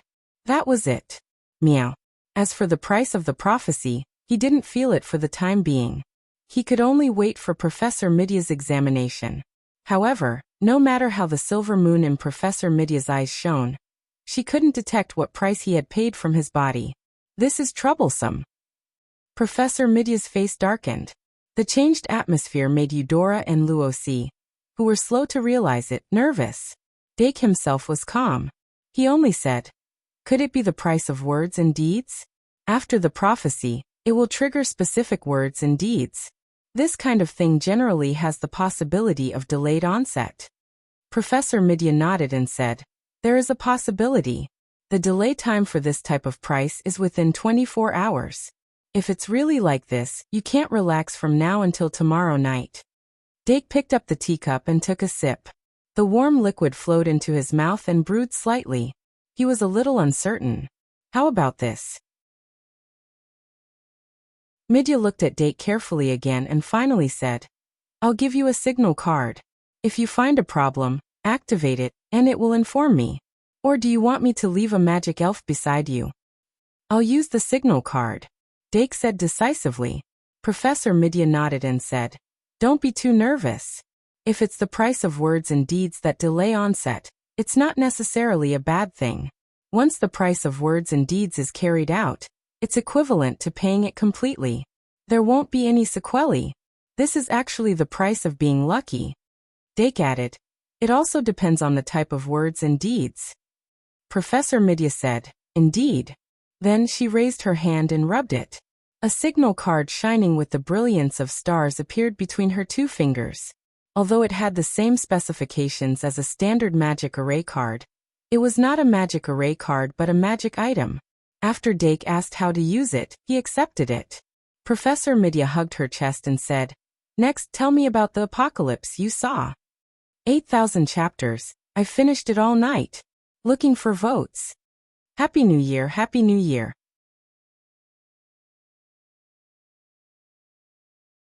Chapter 721. Dake deliberated for a while, then he recounted what he saw in Apocalypse.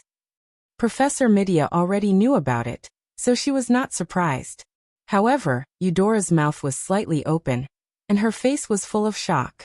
Since ancient times, there were countless cases of prophets seeing the same future, but there was almost no one who saw the same scene in Apocalypse. But since this kind of coincidence did appear, then they could only use this as a basis for subsequent deductions. Professor Midya thought for a long time and said in a deep voice, "Although in theory, what Apocalypse sees is not necessarily something that the prophet personally participates in, since this kind of coincidence does appear, it is very likely to be something related to both of you. Assuming that it does happen in the next semester, the possibility of the incident happening in the academy is very high." Wait, did Eudora also make the same prediction? Luosi only understood the problem at this time, and she couldn't help but be surprised. Professor Midya said with a smile, "Yes, but you have to keep it a secret." Luosi, "Oh." Then they continued to discuss in the pumpkin carriage. Previously, after the second apocalypse, Eudora had interpreted it to a certain extent. Remember, https://m, but can't you? VIP. The three extremely dark stars were death omen stars. Death omen stars represented ominous things. The third was the quantity. Finally, they landed in one place, which meant that they would eventually gather and trigger a disaster. The creatures stirring in the darkness were swallowed by the explosion, which meant that someone was spying and someone would die. This was the most superficial understanding, but the truth was often the easiest to see. Someone will die. Luosi covered her mouth. Dake, Eudora, and Professor Midya all looked very calm. Dake said, "It's just a direction of interpretation. Maybe it's not a person who will die, or it's just a simple premonition of a disaster. Moreover, since we already know, we should try to crack it and avoid it. Isn't prophecy for this purpose?" Luosi had studied astrology for a semester, so she naturally knew this truth. She nodded and suppressed the panic in her heart. After another half an hour, the full moon disappeared from the night sky. Dark clouds covered the sky as if a heavy rain was about to come. Dake, Eudora, and Luosi got off the carriage one after another. Professor Mitya then left the classroom in the carriage. The remaining 3 students went to the Magical Zoology Society's classroom to take a short break. Eudora looked at Luosi enviously. She also wanted to join the Magical Animals Society, but she couldn't disobey her master's order, so she could only join the Astrology Society. Don't worry too much. Even if the sky falls, the professors will hold it up. Instead of worrying about this, why don't we think about who will win the silver cup tomorrow? In order to appease Luosi, Dake deliberately diverted his attention. Luosi frowned and thought for a moment before he took the bait. It should be Sarah, right? Dake smiled. Why? Luosi said. It's just a feeling. He felt that Sarah was very powerful in every aspect, and he didn't see any possibility of failure. Unless, Lady Luck has abandoned her. Indeed. Eudora agreed. Ai ma and vad. Vader? Luosi, White. Oh. Eudora, Ai ma and White always give people a feeling that there is something lacking. Dake said, so Sarah's hard power is indeed very strong. Luosi immediately nodded and said, Yes, hard power is number 1. Hard power is number 1.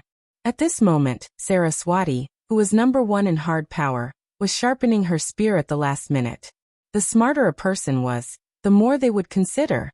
Although Sarah didn't think she would lose, if she deduced carefully, there was indeed a possibility of failure. Whether it was Ai ma or White, in her opinion, they were opponents that couldn't be underestimated. Ai ma's deck was relatively changeable and difficult to target. White's deck was extremely strong. Once it was formed, it was difficult to crack. But it was not difficult to target unless he had a hidden trump card. But it wasn't that she looked down on him. Sarah just felt that it was really hard to imagine that this person would have any hidden trump card. So after the astrology class, she was basically thinking about how to defeat Ai ma. And on the other side, Ai ma was also thinking about how to defeat Sarah. The 2 sides were in different towers, but they were tit for tat. For the second-year students at this time, the Silver Cup was already the biggest thing. The second-year students of the Magic Device Academy and the Night Academy had even organized the support words to cheer for both sides. They were just waiting for the game to start. White Gouda finally got the collective support of the second-year Night Academy boys as he wished. At 11:30, Dake stepped into the common room of the Aristocrat Academy Tower with Luosi and Eudora. Perhaps because the classes had all ended, the second-year boys of the Aristocrat Academy were still in the common room. But Dake walked around a little, and found that everyone's face was sullen. No one was talking about the Silver Cup. The failure of the Silver Cup made the boys feel humiliated. Tomorrow was not worth looking forward to. He shook his head and smiled. Then he walked up to the 3rd floor, said good night to Luosi and Eudora, and returned to the dormitory. Then he sat down, and the expression on his face quickly settled. What exactly is the calamity that happened in the academy? Will it be related to Into the Abyss? Will it be related to the third party that hasn't been found yet? Will it be related to Professor Kazayer's small experiment?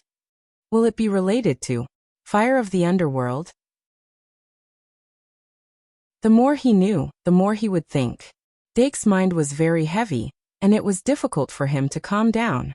He thought for a long time that night, so long that he forgot the price of prophecy and the construction of the Bliss card set.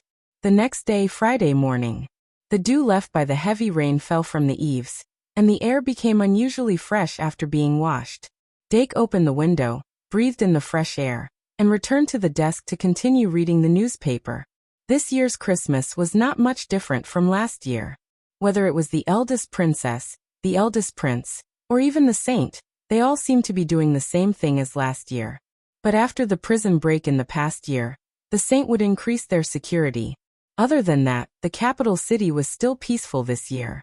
The most eye-catching new thing in the newspaper was the promotional advertisement for the mock duel Christmas theme. Wishing the years to be peaceful, Dake closed the newspaper and continued to sculpt the golem. 1:30 p.m. Deanna and Luosi knocked on the door of room 301 and invited Dake to watch the last day of the Silver Cup competition. Dake put down the staff in his hand, took a book, and went out. He also had a competition today, But it was an evening game. Because it was an experimental competition, he didn't pay much attention to it, and didn't restrict the magic elves. So the magic elves also agreed to go to the open-air duel arena to watch the Silver Cup. As the fragrance of the healing flower drifted into the dueling hall, the magic elves formed groups of 3 to 5, and followed the crowd into the dueling hall. Then, without looking for dark, they each found an empty seat in the ring and sat down, each and every one of them wearing excited expressions. Hawkman wrestling. Ha ha ha ha ha. Multiform translation machine. Watching the duel in the audience and the duel in the arena are totally different experiences. Lion beast. The onlooker sees the game more clearly. Watching from an outside perspective can enhance the overall situation, and it's good for entering the battle. Zoo bunny. Me. Lion beast. Oh right, you haven't participated in a battle yet, but you should have a chance tonight. There's someone called Wade Gott who will be your opponent. Watch carefully later. Zoo bunny. Me. Multiform translation machine. Why do we have to fight? Isn't it good to make friends together? Lion beast. Little devil beast. Fighting is the driving force of social development. Diru beast. Pft. Unlike the opening ceremony of the Silver Cup, today's final day of the Silver Cup was very rare because it was close to Christmas. After the people of the Duke's mansion knew that the young master had forfeited, they also lost interest in the Silver Cup. In the Shung Malian duel arena in the King's City, only the people of the Saint were still paying attention. 2 o'clock in the afternoon. With the sound of the zither, the high platform where the host, Judy, was standing slowly rose, and light effects like fireworks bloomed in the sky. In the background, a huge Christmas tree rose from the ground, and colorful halos floated in the sky, creating a very festive atmosphere. Although there were still a few days before Christmas, it didn't prevent the Academy from showing off. In the blink of an eye, it's late December. Seeing that Christmas is coming, the Shung Malian Academy has also entered the midterm holiday. On the last day of the semester, this year's Silver Cup will finally come to an end. The final 3 contestants will be determined after today's 3 duels to determine the final champion. Senior Judy was wearing a tailored Christmas dress and a Christmas hat. The magic wand in her hand was also covered with an elk's head. Regardless of whether the dress looked good or not, it looked good on her. Ladies and gentlemen, let's applaud the 3 contestants. First is the second year's top student who advanced to the Silver Cup competition with the highest score and has been undefeated all the way, Saraswati. The cheers instantly rose. Sarah walked up to the round platform, and as the platform slowly rose, she appeared in front of the audience. She raised her hand to the audience and waved gently. Then she put her hand down with a businesslike smile on her face. So annoying, she thought, and her smile became brighter. Next is the second year's top student who also advanced to the winners group without losing in the competition, Ai Ma Métis. On the other side of the round platform, Ai Ma Métis appeared with a straight face. He didn't have the intention to smile at all. Finally, at the beginning of the competition, he fell into the losers group, but relied on his strong strength and tenacious will to fight his way to the winners group. Our hero's son, White Gouda. On the last round platform, White Gouda's face was full of excitement. After the round platform rose to the highest point, he suddenly raised his hands and waved vigorously at the thousands of audience members, fully enjoying the joy of being the center of attention. Among the 3 contestants, only his smile was so warm and sincere. Senior Judy then gave a brief introduction to the 3 contestants, and then interviewed them one by one. In the ring, Dake, who had been reading since he sat down, temporarily put down his book and looked up at the stage. Dolan and Pitten next to him were gritting their teeth and muttering things like, "Damn it! What's the point of showing off if Dake didn't give up?" and so on. Dake didn't bother with them. His eyes swept across Judy, Sarah, and Ai Ma one by one. Finally, like most of the audience outside of the arena, his eyes fell on Hero's son White Gouda. It had been almost a year and a half since Hero's son appeared in front of the public because of the entrance exam. Hero's son seemed to have finally stepped onto the stage that he was supposed to be standing on. The audience looked at the black-haired young man on the stage who wasn't afraid at all. Out of respect and admiration for Hiro's son, they all had a good impression of him. Even though Hiro's son was at the bottom of the 3 contestants, the audience was obviously more willing to support him. The cheers outside of the arena became louder and louder. Starting from Sarah, Judy interviewed them one by one. Her questions were generally the same, and they were all about the Silver Cup ranking. The 3 of them all gave the same answer. Since they were already standing on this stage, modesty would be hypocritical. No one wanted to be eliminated. All 3 of them wanted to be the champion. As the interviews went on, the supporters of the 3 contestants started to shout their names. The atmosphere in the arena became more and more heated. After the interviews, there wasn't any spoilsport program. Judy loudly announced the start of the Silver Cup winners round.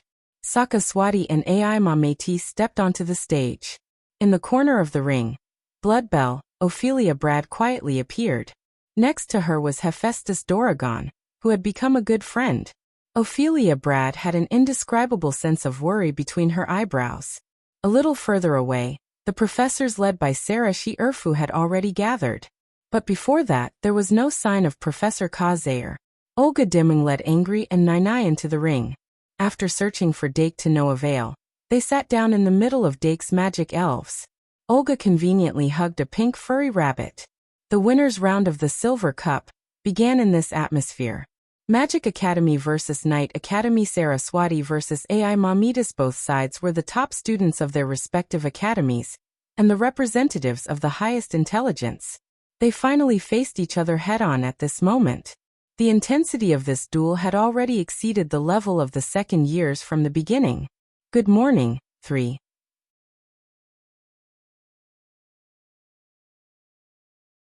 Chapter 722. In this world, no one would stand still and wait for you to catch up. But when you stopped moving forward, the person behind you would mercilessly surpass you. 6 years in the academy was the starting point, and it was also the most explosive period in the life of most magisters. In this period of time, some people improved so quickly that it was unreasonable. Saraswati and Ai Mametis were undoubtedly one of them. In the finals of the Silver Cup, both contestants gave it their all and held nothing back. Not to mention the second years, even the third years felt inferior when they saw it. But in the Shung Malian Academy, where geniuses were everywhere, their existence was not surprising. Most of the students, the audience, and even the professors would only think that they would be the future Winnie Scardi or Pandora Doragon after their exclamations. And above them, there was an even more dazzling person. Although that person didn't participate in the Silver Cup competition this time, his presence was still very strong. Website: https://m vipcanshu VIP. Summoning. When the duel had been going on for more than 5 minutes, Saraswati and Ai Mametis's expressions were almost the same. Their faces were cold, and every time they opened their mouths, it was filled with murderous intent. One magic elf after another was summoned, and magic cards, item cards, and mystic ritual cards were activated in excitement. The roars of the magic elves, and the dazzling light effects of all kinds of magic cards drove the emotions of thousands of spectators to rise and fall like the waves of the sea. Cheers resounded throughout the stadium. When the magisters pulled out one card after another from the deck of at least 40 cards became thinner and thinner, and the expressions on both contestants' faces became more and more serious. The magisters in their bodies became active with the high concentration of their attention, causing their brains to work faster. Their thinking was extremely fast, and every choice was close to perfection. Naturally, it was accompanied by the high consumption of their spiritual power. In the ring-shaped audience, White Gouda, who was surrounded by the second years of the Night Academy, also stared at the field without blinking. When this duel was over, he would fight the loser of this duel. Because of this, he fervently hoped that this duel would be even more intense, so that both sides could reveal all their trump cards. Only then would he be able to find an opportunity to win. In truth, a magician's duel didn't just last for a few minutes. Hard work and intelligence gathering could have a huge impact on the outcome of a duel. There weren't many people like Dake Dimung, who didn't collect much information about their opponents and instead enjoyed the thrill of improvisation and making a comeback in a desperate situation. Although White Gouda's behavior sometimes seemed rather radical, his personality was actually more stable. Especially after suffering so many setbacks, his personality had become more and more stable. As he grew older, perhaps this would become his shining point, but it might also drown him in the dust. In short, he was already preparing for the next duel. In the duel arena, although Saraswati and Emma Matisse were well aware of this, they didn't have much time to spare. They didn't think about the strategy of deliberately losing and then fighting their way back from the losers group. In fact, although they also wanted to win, they didn't have the idea of taking the championship of the Silver Cup, because the value of this championship was actually not that high. Therefore, they treated this finals of the winners group as the finals of the finals. The person standing on the opposite side of the stage was the strongest opponent they could face at this time. Defeating her was their only thought at this time. Roar! The High Star Magic Guide elf summoned by AI Ma was killed by Sarah's magic card, and a painful howl soared into the sky. But before the High Star Magic Guide elf's figure completely dissipated, AI Ma had already specially summoned a new magic guide elf. Sarah immediately activated the secret device, trying to trap the magic guide elf. But AI Ma's magic card collided with it, and the magic guide elf broke free. But what awaited it was the High Star Magic Guide elf that Sarah immediately summoned. Although the third-tier magic guide elf hadn't been revealed yet, second-tier magic guide elves were not rare in the hands of the two. They were geniuses walking at the front of the road, and the speed of their progress was immeasurable. The entire duel was so intense that even the audience outside the arena couldn't breathe. The audience once thought that the two were evenly matched and would eventually end in a draw. However, in a magic guide duel, a draw was extremely rare. Even if both sides had exhausted their last magic guide card and were no longer able to launch an attack, the remaining life of the magic guide ball could still determine the winner. This duel had indeed lasted until the last moment. It's over. Dake placed his palm on the book and read the final result. At the same time, the referee's whistle also sounded. But the sound of announcing the winner had already been drowned out by the cheers of the audience. However, the remaining magic power of the magic guide ball's life barrier displayed in the magic guide projection clearly showed who won and who lost. AI Ma Matisse, with a difference of only a few hundred magic power points, unfortunately lost. Hey White. In the surging cheers, Luo Boat said dumbfoundedly. How can we win? White Gouda's eyes flickered, and from time to time, a look of struggle appeared between his eyebrows. The strength that AI Ma and Sarah showed in this duel was too strong. Just like what Luo Boat said, after careful observation, he couldn't find a way to win. We can only hope for a miracle.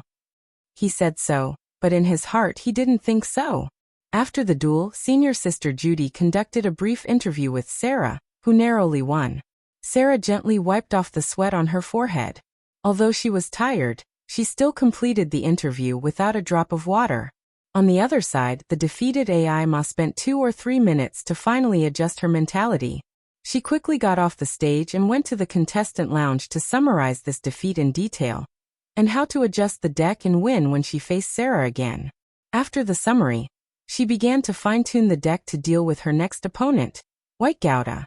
As for Worth or God, the number of duels she had with him was actually not that good, even though every duel ended with her victory. However, she could clearly feel that each victory was getting harder and harder. The hero's son was improving faster than her. Now the hero's son was an opponent that couldn't be underestimated. If she wasn't careful, it was very likely that she would fail miserably. Therefore, AI Ma completely put away her wishful thinking and fully prepared for the next duel. At the same time, the scoreboard of the Golden Cup began, and the senior students walked onto the dueling stage, trying to surpass the excitement of the previous duel and start the duel. While the audience was having fun, they also compared the senior students' duel to the one between AI Ma and Sarah. Afterwards, he was surprised to find that Emma and Sarah's duel was even more intense than Sarah's. Under such circumstances, Dark had already calmed down once again and began to read with his head lowered. An hour later, the second duel of the Silver Cup began in full swing. Dake finally calmed down and watched carefully. White Gouda was a person with a strong desire to win. His desire to win and his steadiness didn't contradict each other, but when he pursued victory too much, it would often cause him to lose control of his emotions. In the case of the hero's son, this was called an emotional outburst. The outburst of his soul power could give him a miracle of victory. If he was the third party, his second consciousness wouldn't be able to suppress his desire to win. Dake carefully thought about Angus Jeffrey's performance. Angus Jeffrey wasn't completely controlled by Into the Abyss. If Into the Abyss had a deep enough control over him, he wouldn't have revealed himself in the duel. He wouldn't have even challenged Dake to a duel. This meant that neither Into the Abyss nor his second consciousness could dispel his obsession. So on and so forth. Even if White Gouda's situation wasn't the same as Angus Jeffrey's, it was still possible for him to reveal himself due to his obsession with winning.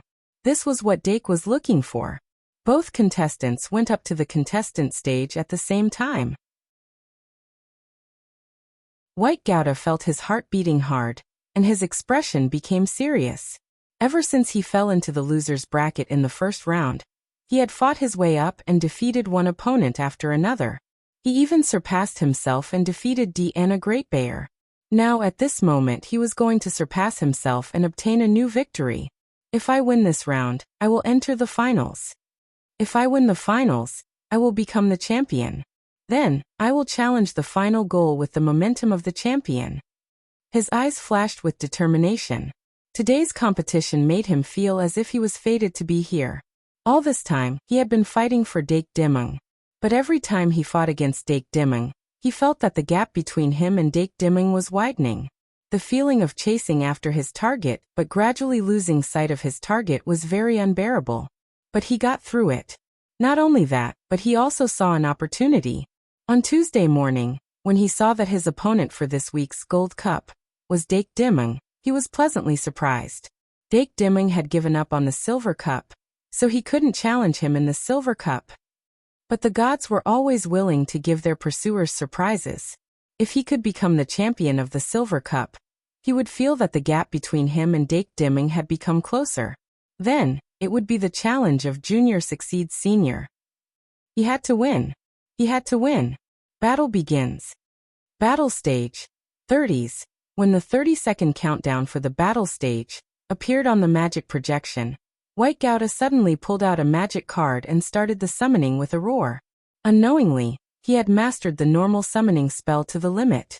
He could complete a normal summoning spell in just 3 seconds. However, AI Ma Métis was not inferior at all. It was as if lightning was intertwined between the two contestants. There was no provocation, no harsh words, only the desire for victory, and a battle where one's nerves were stretched to the limit. In this battle, White Gouda finally showed a level that surpassed himself. He suppressed the urge to summon the third-tier magic fairy. Patiently and carefully, he lured out all the magic cards in AI Ma Métis's hands that could threaten his third-tier magic fairy.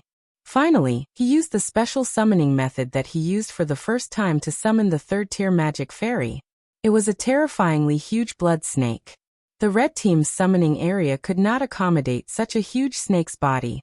It straightened its upper body, flicked its tongue, and blood mist rose. Its eyes were ferocious and terrifying, as if it was about to devour someone. In fact, Dark had already sensed the existence of this magic guide fairy a long time ago. However, he only saw its true appearance during the duel during this period of time. This blood snake was White Gouda's trump card. No matter who wanted to defeat him, they would have to research and find a way to deal with this blood snake. AI Ma originally had several preparations, but each of White's magic fairies was extremely strong and difficult to deal with. In order to protect the magic ball, she had to release the magic cards in her hands one by one. Now there was only one magic card left. In the name of AI Ma Métis, I summoned the Radiant Pyramid. With the infusion of a huge amount of magic, the surface of the Radiant Pyramid bloomed with a bright golden light. The golden light shot forward, and just as it was about to hit the blood snake, it suddenly split into 4 and flew to the top of the blood snake's head and 3 points around it. A total of 4 points were connected by a golden line, forming a triangular body. On the surface of the triangular body, the shape of a pyramid appeared, causing the entire triangular body to transform into a huge translucent pyramid. It actually imprisoned the horrifying blood snake within. A huge blood snake, and an even bigger radiant pyramid. No one would have thought that AI Ma had such a magic card hidden in her hands. White Gouda's eyes were about to pop out of their sockets. The cheers of the audience were as deafening as thunder. Dake, who was on the circular belt, looked at the radiant pyramid that could actually seal a third-tier magic fairy, and could not help but reveal a look of surprise. On the other hand, Saraswati, who had won the previous match, frowned as she pondered why AI Ma did not use this magic card in the duel with her. She did not know that AI Ma did not use this trump card until the end of the duel. However, by that time, this trump card would have no place to be used. However, the time that the radiant pyramid could last was very limited. With the strength of a third-tier magic fairy, it could break out of the seal in 30 seconds at most. Therefore, AI Ma did not hesitate to organize a strong attack against the magic ball within these 30 seconds. After a short period of fear, White Gouda suddenly reacted, and began to respond and resolve the situation with extraordinary reaction speed. The entire duel thus entered the most intense 30 seconds. 30 seconds. If AI Ma could not secure victory in these 30 seconds, the blood snake that broke out of the seal would completely devour her. In the face of AI Ma's tsunami-like attacks, White instantly felt an unprecedented pressure. He shouted the name of the enchanted fairy with all his might, summoning magic cards one after another without any hesitation. At the same time, he released his mana and controlled the magic ball to dodge and move around, using the radiant pyramid as a barrier to dodge the long-range attacks one after another. Then he successfully held on for 30 seconds, multitasking, summoning and controlling the magic ball at the same time. Dake stared at White on the stage and finally felt a trace of shock in his heart. This kind of superb technique was similar to drawing a square with the left hand and a circle with the right hand. In the highest level of magic duels, every top-class magus had to learn. However, in reality it was very difficult to learn. Dake actually tried to practice for a period of time when he was in his first year, but deliberate practice did not give him any results. Up until now he had been able to do it naturally, but he wasn't as proficient and persistent as Worth or God. Is it Bloody Concubine's teaching? Several thoughts appeared in his mind in an instant. Or is it because of the second consciousness? Dark's eyes flashed, and he was finally somewhat certain of his conjecture. After 30 seconds of intense battle, the blood snake that broke out of the seal completely took control of the situation. White Gouda defeated AI Ma Métis for the first time in his first year. Then it was the finals. After the referee announced his victory, White Gouda raised his hands in response to the applause and cheers of the audience. He finally couldn't help but show a slightly wild smile on his face. Then senior sister Judy, who was teleported over, conducted a profound and simple interview with him. While he was cheering for his next duel, AI Ma walked down the stage slightly depressed. Although victory and defeat were common in battle, when it came to the moment of defeat, no one would be calm. AI Ma gritted her teeth at the fact that she was defeated by White. She was angry. Saraswati leaned against the wall at the exit of the contestant tunnel and looked up at the high-spirited White Gouda on the stage. She frowned slightly. The technique of one-hand summoning, the other manipulating the magic ball, made her realize that White Gouda was different. Her confidence in winning was shaken because of this. She shook her head, turned around, and walked back into the tunnel. Then, she began to adjust the deck in the contestant lounge. First, she changed some of the magic cards that she hadn't used before. This lowered the strength of her deck slightly, but it would make White Gouda unpredictable. Then, she made more plans to deal with the blood snake. After the new deck was completed, she began to think of possible situations in her mind to rehearse for the upcoming duel, so that she could make the fastest and most prepared response in a high-speed duel. At this time, the stage had changed to the Golden Cup points competition. The seniors went up the stage again and began to duel. An hour later, the finals of the Silver Cup finally began under everyone's attention. White Gouda and Saraswati went up the stage one after another. The supporters of both sides waved their flags and shouted crazily at this moment. Blood Maiden, Ophelia Brad clenched her fists and gave her blessings to her child. Professor Shi Erfu and Sister Ka Lian were watching White Gouda carefully. Just like Dake Dimming at this time. I will win. In the final, White Gouda finally declared victory to Saraswati with the confidence that she had gained after winning the duel. Sarah sneered and put the card into the card slot. Shuffle. Battle stage. 30s. From the preparation stage to the battle stage, the calls of both contestants resounded throughout the arena. Unknowingly, White, who had always been slightly inferior to Ai Ma and Sarah, had completely caught up with their footsteps. At the beginning of the duel, neither side had drawn a joker card. As magic cards were summoned one after another, a fiery duel was staged on the field. The audience either held their breaths or waved their flags and shouted. The atmosphere was extremely enthusiastic. In fact, the Silver Cup was only a competition for the sophomores. In front of other large-scale competitions, it could only be considered a rookie competition. The Silver Cup, in the past few years, was relatively dull. Especially last year's Silver Cup. The overall level of the sophomores wasn't as good as before, so it was especially dull. But this year's Silver Cup changed its decline and was brilliant. The strength of each of the top 3 contestants made the audience gasp in amazement. When the competition reached its climax, some people couldn't help but feel regretful that the sophomore had chosen to forfeit. Otherwise, they would have been able to see a more exciting duel. But some people said that it was because of that person's forfeiture that there was such an exciting duel to watch. Otherwise, what was there to watch in a one-sided crushing? Of course, there were also some who would say that the hero's son, with his imposing manner, had already surpassed that person. Even if that person didn't forfeit, he might not be able to win the championship in the hands of the hero's son. In this intense duel, White Gouda gradually fell into a disadvantageous position, and even into a desperate situation. The situation of the battle changed very quickly. Because Saraswati had made adjustments to the deck, White Gouda had a lapse in improvisation. Sarah immediately seized the opportunity and attacked fiercely. White could only rely on his superb multitasking technique to barely block the attacks. But in this disadvantageous situation, his magic crystal ball was inevitably attacked many times, and the mana of the life barrier plummeted. Seeing that he was about to lose, his aura changed. With only a little bit of mana left, the magic crystal ball, which was about to be completely shattered by the life barrier, accelerated at that moment and dodged the attacks that were originally unavoidable. White Gouda's multitasking technique to control the magic crystal ball improved again, and the improvement was so great that it made people speechless. In this way, he was able to endure the adversity until it was time to draw a card. Then the reversal began. I used 2 leave requests. There are only 28 days this month. What should I do?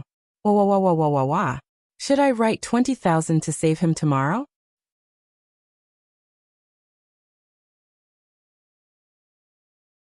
Chapter 723. In the name of the White Gouda, I summon you. When the White Gouda chanted the summoning spell in an eerie tone, the audience seemed to have sensed that something big was about to happen. The cheers suddenly stopped, and the atmosphere became tense. The audience, who often watched duels, and even participated in the spinach competition, could more or less sense the atmosphere of a desperate comeback. Moreover, the White Gouda's reversal wasn't untraceable. When Saraswati couldn't win for a long time, she already had some premonitions. Therefore, when the White Gouda raised the horn of counterattack, it didn't turn the situation around like a hot knife through butter. Saraswati still relied on her own cards to deal with it for a very long time. However, from a certain moment, the White Gouda seemed to have become a completely different person. Some of the magic spirits in his hands faintly displayed strength that was beyond the numerical value on the surface. Although the whole situation was slow, it did turn around bit by bit. After that, Saraswati couldn't find an opportunity to turn the situation around. Until the end. Remember the website, VIP, can't you? VIP. At the beginning of the Silver Cup competition, no one expected the final result to be like this. As the hero's son, Werther God had always been the center of attention, but because of that, those who were watching him knew the difference between him and the other 2 first seats of the grade. However, in this situation where he wasn't favored, he killed his way up from the losers group and defeated those powerful opponents one by one. In the end, even the 2 first seats couldn't stop him. In the last half of the finals, he suddenly erupted with power and faintly suppressed Sarah. This wasn't something that could be brought about by pure luck. He was like the hero's son of all time, always able to break through at the last moment and obtain an invisible transformation as a whole. It seemed that from this moment on, he finally walked on the stage that the hero's son should walk on. Therefore, the audience who revered the hero's son had an extraordinary good impression of him. The deafening applause broke out in such an environment. The entire duel arena was immersed in the endless applause for a long time. As for the unwillingness of the students from the Magic Academy and Saraswati's frowning and thinking, they were forgotten in the corner. The following time belonged to the winner, to the champion of the Silver Cup, and to the hero's son, White Gowda. Those who had experienced the war and the era when hero Bright Gowda was active, and those who had grieved over Bright Gowda's sacrifice, silently said this in their hearts. The curtain of a new era was about to begin. The host Judy was teleported to the red platform 3 minutes after the end of the duel. At this moment, the White Gowda had calmed down from his initial excitement. He wasn't too proud of his hard-fought victory this time. However, he still won. He defeated an opponent who was to win to him in the past. Gowda Ode. The heroes is Gowda Odes, the hero. S's. The hero, the Gowda Ode to win naturally. He became more confident. In the second half of the duel, he only felt that his mind was unusually clear. Whether it was the transfer of mana or the operation of his thoughts, they were all unprecedentedly fast. Of course, he also thought that it was because he had burst out his potential during the crisis. When it came to potential, he was quite confident in himself. After all, not everyone's blood could be used as a high-quality material. The confidence he had built up gave him the confidence to challenge someone of a higher level. At this moment, the right time, right place, and right people were on him. With the momentum of the general situation, it was not impossible for him to defeat that person. His expression froze for a moment, and his gaze suddenly turned in the direction of that person, his eyes revealing a sharp light. Since the first grade, he had been working hard with that person as his goal. Although he had always been grateful to that person, and had even prepared a Christmas gift for him this year, this did not conflict with his desire to catch up and surpass him. Although his desire to surpass that person wasn't pure in the beginning, it was much purer now. After reuniting with his mother, he had put away his thoughts of Panduola and focused on his studies and duels. Gowda? White Gowda suddenly woke up and found that senior sister Judy was already standing next to him. He suddenly took a deep breath, revealed a slightly awkward smile and called out, "Senior sister." Judy nodded and said again, "Now that you've fought all the way from the losers group to the finals and finally won the championship, do you have anything to say to the audience who supported you?" White Gowda thought for a moment and looked toward the audience. Then he suddenly raised his right hand, clenched his fist and shouted, "We're the champions." At this moment, the students of the Night Academy on the ring and the supporters in the audience suddenly set off a wave of response. The atmosphere in the arena was so intense that it surprised everyone. The identity of Hero's son caused more chemical reactions. White Gowda quietly raised the corner of his mouth, and his smile became wider and wider. This was the stage he wanted, and now he finally stood on it. But it was not enough. "This is just the beginning," White Gowda said in a low voice. The deafening cheers made Judy unable to hear clearly. She could not help but ask in confusion, "What?" Before the loudspeaker was turned off, Werther God said firmly, "The Silver Cup isn't over yet." Judy, White Gowda said in a deep voice, "The Silver Cup is a competition that all second-year students participate in. I did win the championship, but I did not win against all the second-year students." Hearing until here, Judy instantly understood. However, a trace of astonishment still flashed across her face. However, her excellent hosting skills allowed her to conceal her inner thoughts very well. She didn't show it too much and didn't say anything to remind them. Werther God didn't stop and continued, That person seemed to have walked in front of everyone since a certain moment in the first grade. Even now, I can't guarantee that I can surpass him, but this championship finally gave me the courage to challenge him. Luckily, I'm matched with him in the Golden Cup competition tonight. The corner of Judy's mouth couldn't help but twitch. She wanted to remind the new champion beside her to calm down, but in this kind of atmosphere, she could not say it no matter what, because she could only turn to the direction of that person and show a helpless smile. In that direction, that person, Dake Dimming, also felt a little surprised, but Dolan Teddy, who was beside him, suddenly opened his eyes wide, revealing an abnormal expression of excitement. But all the second-year students naturally knew who the person that White Gouda was talking about was. Dolan reacted immediately. Then he suddenly grabbed Dake's sleeve and said excitedly, "Tonight? You really got matched?" For the whole day, the second-year students of the Noble Courtyard were unwilling to accept that there was no student from their own courtyard in the finals. Seeing the 3 students from the Mage Courtyard and the Knight Courtyard shining brightly on the stage, while the Noble Courtyard, which was supposed to stand at the top, could only sit on the bench, no one could be happy. As the class leader, Dolan felt even more guilty. He was very depressed that he did not perform well, and did not enter the final competition. Now that White Gouda had almost created a legend and bravely won the championship in a situation where most people did not think he would win, of course, he was even more unhappy. The Knight Courtyard and the Noble Courtyard were originally not on good terms, so it was normal for them to grit their teeth. But when the dust settled, the Silver Cup should have ended, but there was a sudden turn for the better. For the second-year students of the Noble Courtyard, it was not an exaggeration to say that there was a turn of events. White Gouda actually dared to boast shamelessly, daring to challenge the first seat of the Noble Courtyard at this time. Was he tired of living? Although it seemed like he was a dog relying on its master's power to bully others, Dolan Teddy really thought so at this moment. He was very eager to see Dark give Werther got a head-on blow in the Golden Cup competition that night. He was so proud of himself that he didn't know what to do. White Gouda had fought all the way from the losers group to the finals of the Silver Cup, and finally won the championship. Although he had shown great strength, Dolan and the other second-year students of the Noble Courtyard did not think that he could use this to defeat their Dake. Overestimating himself. A mantis trying to stop a chariot. An ant trying to shake a tree.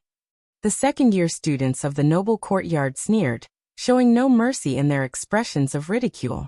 Dolan even said to Dake, "Teach him a lesson." As for Dake Dimming, after a moment of surprise, he revealed an interested smile.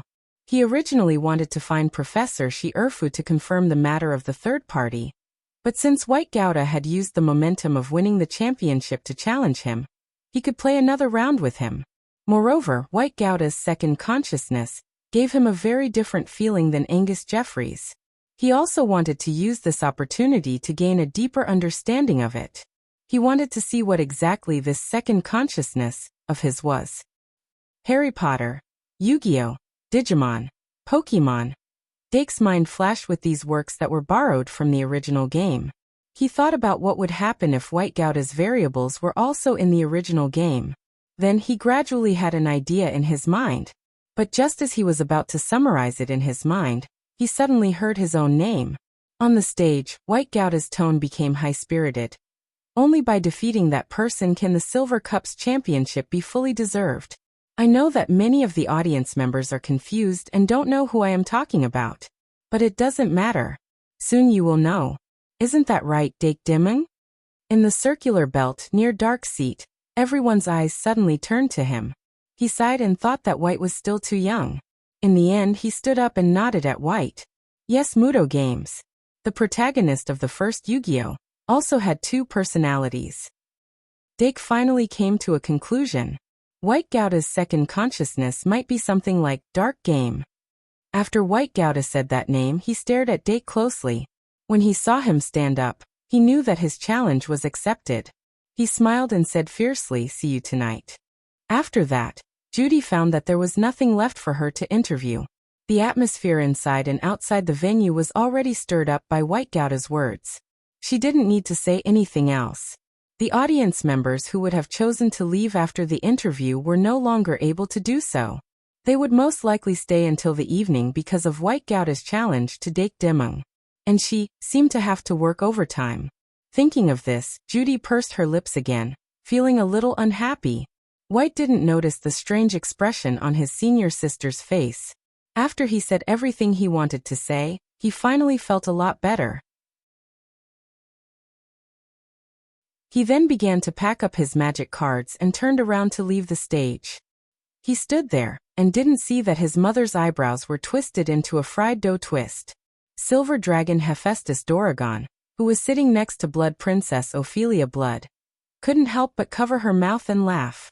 Although she had become friends with Ophelia, she was obviously on Dake's side. Seeing her friend anxious about this kind of thing, she had the urge to tease her. Of course, she restrained herself. After all, her friend was already so troubled. On the other side, Dake's magic elves finally reacted. They didn't know whether that guy was called White or Vader, but it turned out that he was provoking them. Therefore, the pink rabbits that were scheduled to play tonight were surrounded by the other magic elves. They cheered them on and told them to do their best tonight. Fairy Tale Animal Rabbit held its head high and answered with its chest out. Black Big-Eared Beast was still holding its head and squatting down. I was about to go to bed after updating yesterday morning when I suddenly received a call and was urged to go on a blind date. I was forced to endure the tiredness from staying up all night to wash up and prepare to meet in town. However, the other party had something to do and only replied in the afternoon. Then he said that he had already gone home. I won't go into the details. The whole process was extremely XX. I didn't sleep for 24 hours and almost died. My plan of writing 20,000 words, the actual goal is 10,000 words, was ruined. I have to bite the bullet and meet again this afternoon or evening. Let's not talk about it. Sleep to save my life. Blind dates are hard. It's harder than going to heaven.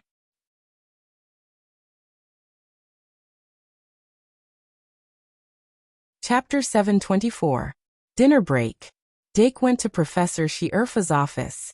After he came to this conclusion, he didn't immediately look for Professor Shirfu.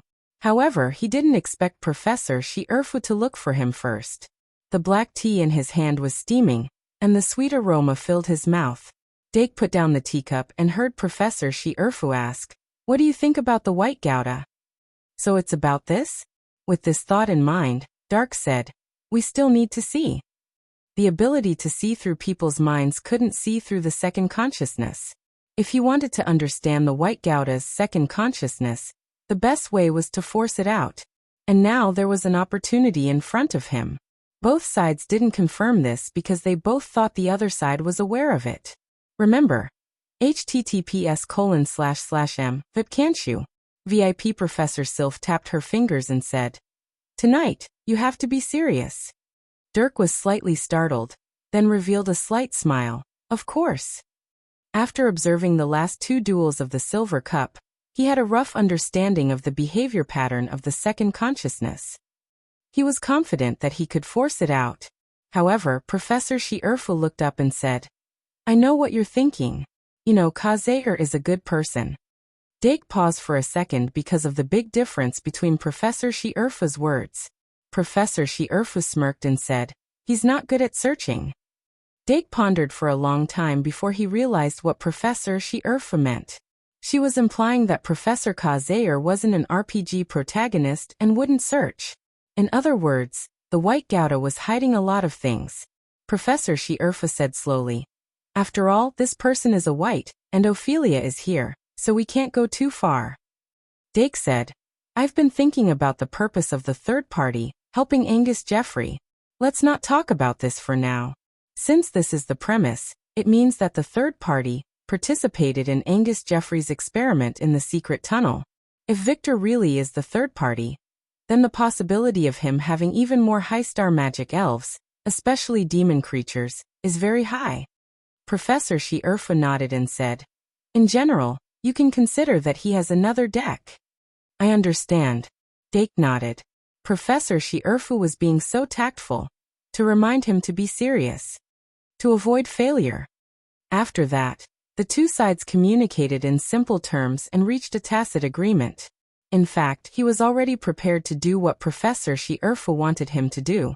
When Dark walked out of the vice principal's office, he suddenly realized that the purpose of the third party, helping Angus Jeffrey, was probably just to take advantage of him. Although this reason seemed too simple, it was very likely to be the case. After all, Angus Jeffrey was indeed a rich man. In the evening, the cafeteria of Shungmalian Academy was very lively. The development of the final day of the Silver Cup was unexpected, but the real hot topic was the challenge that the White Gouda issued to Dake Dimming during the championship interview. Regardless of whether it was the juniors or seniors, they were all tirelessly discussing this hot topic during the meal break. The White Gouda is indeed the hero's son. Some people sighed. They were not sarcastic at all. I wonder how far the White Gouda can go. Some people were confused, but some were hopeful. I really want to see Dake Dimming's expression. Is he in the cafeteria right now? Some people were excited and snickered in their hearts. In the area where the first-year students gathered, because the first-year students hadn't received a Christmas gift from the mathematics teaching assistant, they were very displeased with their professor being provoked in public. Not to mention the Noble Academy, which was already at odds with the Knight Academy, and the Sorcerer Academy, which was just defeated by the Knight Academy. Even the Knight Academy students were a little unhappy. The hero's son is really strong, but why does he think he can compete with our professor? Spike Leon said while eating meat. That's right, that's right. A junior mage from the Knight Academy said. Our professor didn't participate in the Silver Cup competition because he didn't want to bully them, right? The girl on the other side also said from afar. Therefore, the topic was filled with condemnation of the Silver Cup champion. Compared to the first-year students' preference for Dake Dimming, the atmosphere among the second-year students was even weirder. Although the second-year students of the Knight Academy cheered loudly after the White Gouda championship, after calming down, they were a little embarrassed. Of course, on the surface, they had to support White. After all, White had just won the collective honor for them, so they did not want to pour cold water on him. However, when they were cheering him on, they did not mean what they said. As the discussion continued, the atmosphere between them became more and more serious. The students of the Knight Academy were courageous and were not afraid of challenges. After accepting the fact that White had challenged Dake, they started to think about how to help White win. However, the effect was not very obvious. White was in the middle of it all, and his face was also serious. The pressure from the surroundings and inside of him was slowly accumulating. Before the duel even started, he seemed to have entered the zone. Dake came to the cafeteria later. After picking up his plate and choosing his favorite food, he walked to the area where there were more second-year students. Then he saw Deanna raising her hand and shouting, Dake, Dake, here, here. Deanna was still holding a greasy fork in her hand. Luosi quickly patted her arm down and reminded her to pay attention to her manners. Dake walked over quickly and found that Doran, Pitan, and Eudora were also in front of the table for 6 people. 5 people were missing one, so he could make up for it. Doran and Pitan laughed happily, as if the depression of the afternoon had all disappeared. They felt very comfortable. Dake sat down and chatted with them. Not long after, the second-year students of the Magic Academy came over to cheer him on, which made him a little surprised. Of course, not everyone was optimistic about Dark's chances. Werther God had improved significantly in every duel, especially in the last half of the finals.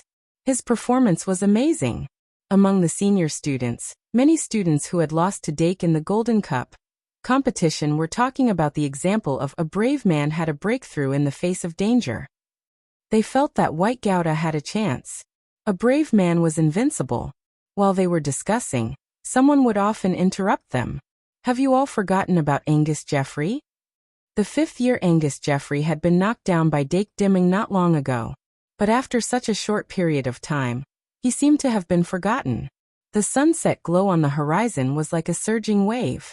Outside the St. Marian's dueling hall in the capital, new carriages drove in one after another. The finals of the Silver Cup in the second year didn't attract these people, but after the final interview spread, it attracted these people. Although Yvette was busy with work, it was already nighttime. In theory, work at night was considered overtime. If she wanted to, it wasn't hard for her to find time. Not to mention, she was only here to watch a duel. She could even have dinner in the hall in an instant. Along with her was Janice from the Palace of Pisces. Recently, she had been busy with work and didn't have Claire by her side, so Janice, who was bored to death, was pulled in. On the other side, eldest Prince Charles, who was very interested in the Valkyrie's son, and the brave man's son, also appeared in a corner of the audience with Archbishop Caleb Norris. Eldest Princess Elisha didn't come, but one of the 32 counselors, Count Geoffrey, came after hearing the news. Count Geoffrey finally paid attention to Dake Dimung, who had defeated his son multiple times in duels. Thinking of Angus, who had been hiding in a corner after receiving treatment at home, Count Geoffrey's face was a little gloomy. Although after a detailed investigation, he already knew that Dake had never deliberately targeted Angus. Angus was his son after all. He wouldn't target Dake, but he was already thinking about how to denounce the Shung Malian Academy. The Shung Malian Academy was a reasonable place. And now he was in the right. Let me take a good look at the quality of Arvette's family's baby. He crossed his arms and leaned back in his chair, his face gloomy. Not long after, someone came to his ear to report. He suddenly turned his head and saw the eldest prince, who was talking to the archbishop, and Yvette, who was buying model eggs after dinner. Yvette didn't have any special purpose. After hearing about this matter, she just came to watch a duel to comfort herself. But eldest Prince Charles and Archbishop Caleb Norris were a little different.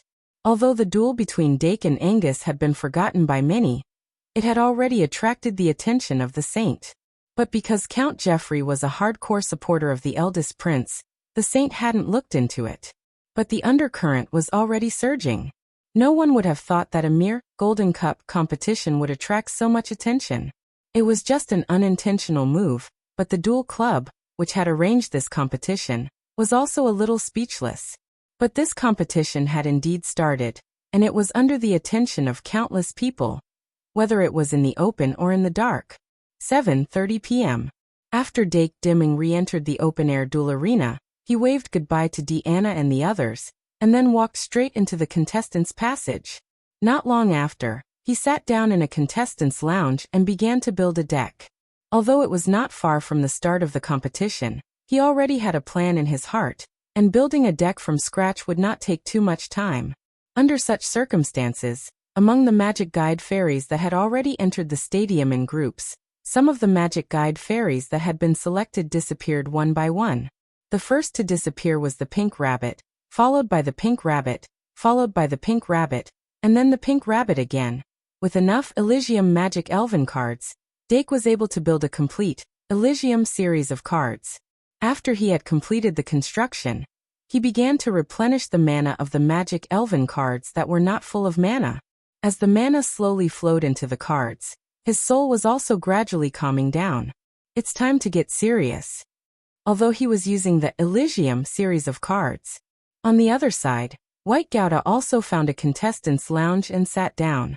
Because there were not many matches in the arena that night, there was no one around him. He sat on the edge of the windowsill, looking up at the scene outside the window.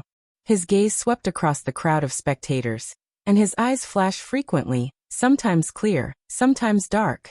White Gouda was not completely unaware of his own situation, but the information he knew was limited. Even if he felt a little strange, he would only think that he was not feeling well, or something else. Phew!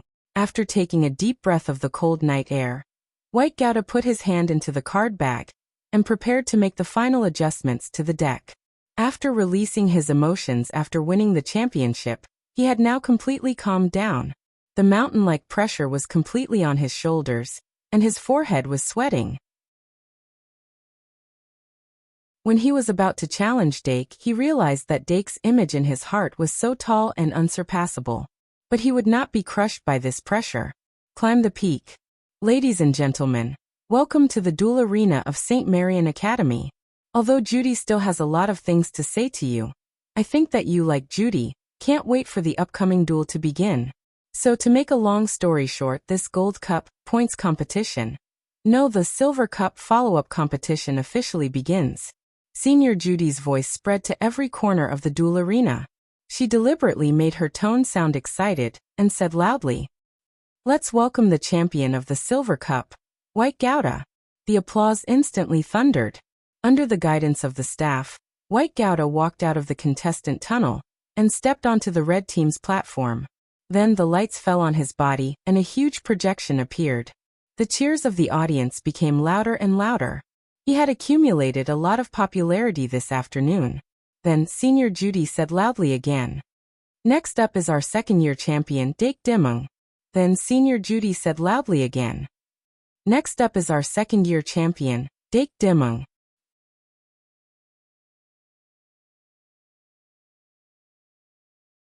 Chapter 725. With Dake Dimung's official appearance, the White Gouda's voice dropped significantly. Although the White Gouda's popularity had soared today, it was still lacking compared to the popularity that Dake Dimung had accumulated over a long period of time. "I know that Dake gave up the Silver Cup, but how did the two of them meet?" Yelvet turned sideways and whispered to Janice. She was happy because of her baby's popularity, but there were some things that needed to be clarified. "I heard that it was the White Gouda who initiated the challenge after winning the championship?" Janice didn't know the details. The two of them only knew that Dake would appear at night, so they took the time to come and watch. Seeing her baby's heroic appearance on the duel stage healed Yelvet's heart, and the tiredness caused by her busy work dissipated. But today's matter seemed to have something else to eat. She smiled as she spoke. She was looking forward to this duel more and more. Website: https://m, vipcanshu. VIP. On the other hand, Prince Charles and Archbishop Caleb Norris were discussing Angus Jeffrey's situation. Although Angus Jeffrey's incident didn't become a big deal on the surface, the people who should know already knew. If he wasn't Earl Jeffrey's son, he would have been interrogated by the Holy Church. But the root of the incident was still in the Shungmalian Academy. The Archbishop raised his head and narrowed his eyes. He frowned as if he could see through the sky of the Shungmalian Academy. The Shungmalian Academy was shrouded in a fog. Ai Ma and Sarah sat in their own small groups and raised their heads to look at the arena. There was no joy in their expressions, but the people around them were gritting their teeth. They were probably drawing circles and cursing the White Gouda. Dolong, Pitten, Luoc, Deanna, and the others were waving flags and shouting in the direction of Dake, as if they were competing with the audience. On the other side, some of the second-year students of the Night Academy were competing with them. Under the night sky, between the stars and the moon, youth was just right. Dake Dimung pressed his hand on the card table and injected some magic into it to activate the card table. Then the magic projection enlarged his upper body and his facial expression became clearer. At this moment, he raised his head and looked across, his gaze falling on Werther. What made him feel a little surprised was that, under such circumstances, Victor actually calmed down and did not raise his hands to interact with the audience like he was used to. Dark's eyes darted around, wondering if this was Victor's own will or the interference of the second consciousness. But at this moment, when the audience's cheers quieter, the audience's voice suddenly, he said, "I thought that I would have the confidence to challenge you at least until the end of the second year or third year." Dark gently knocked on the table, but did not interrupt.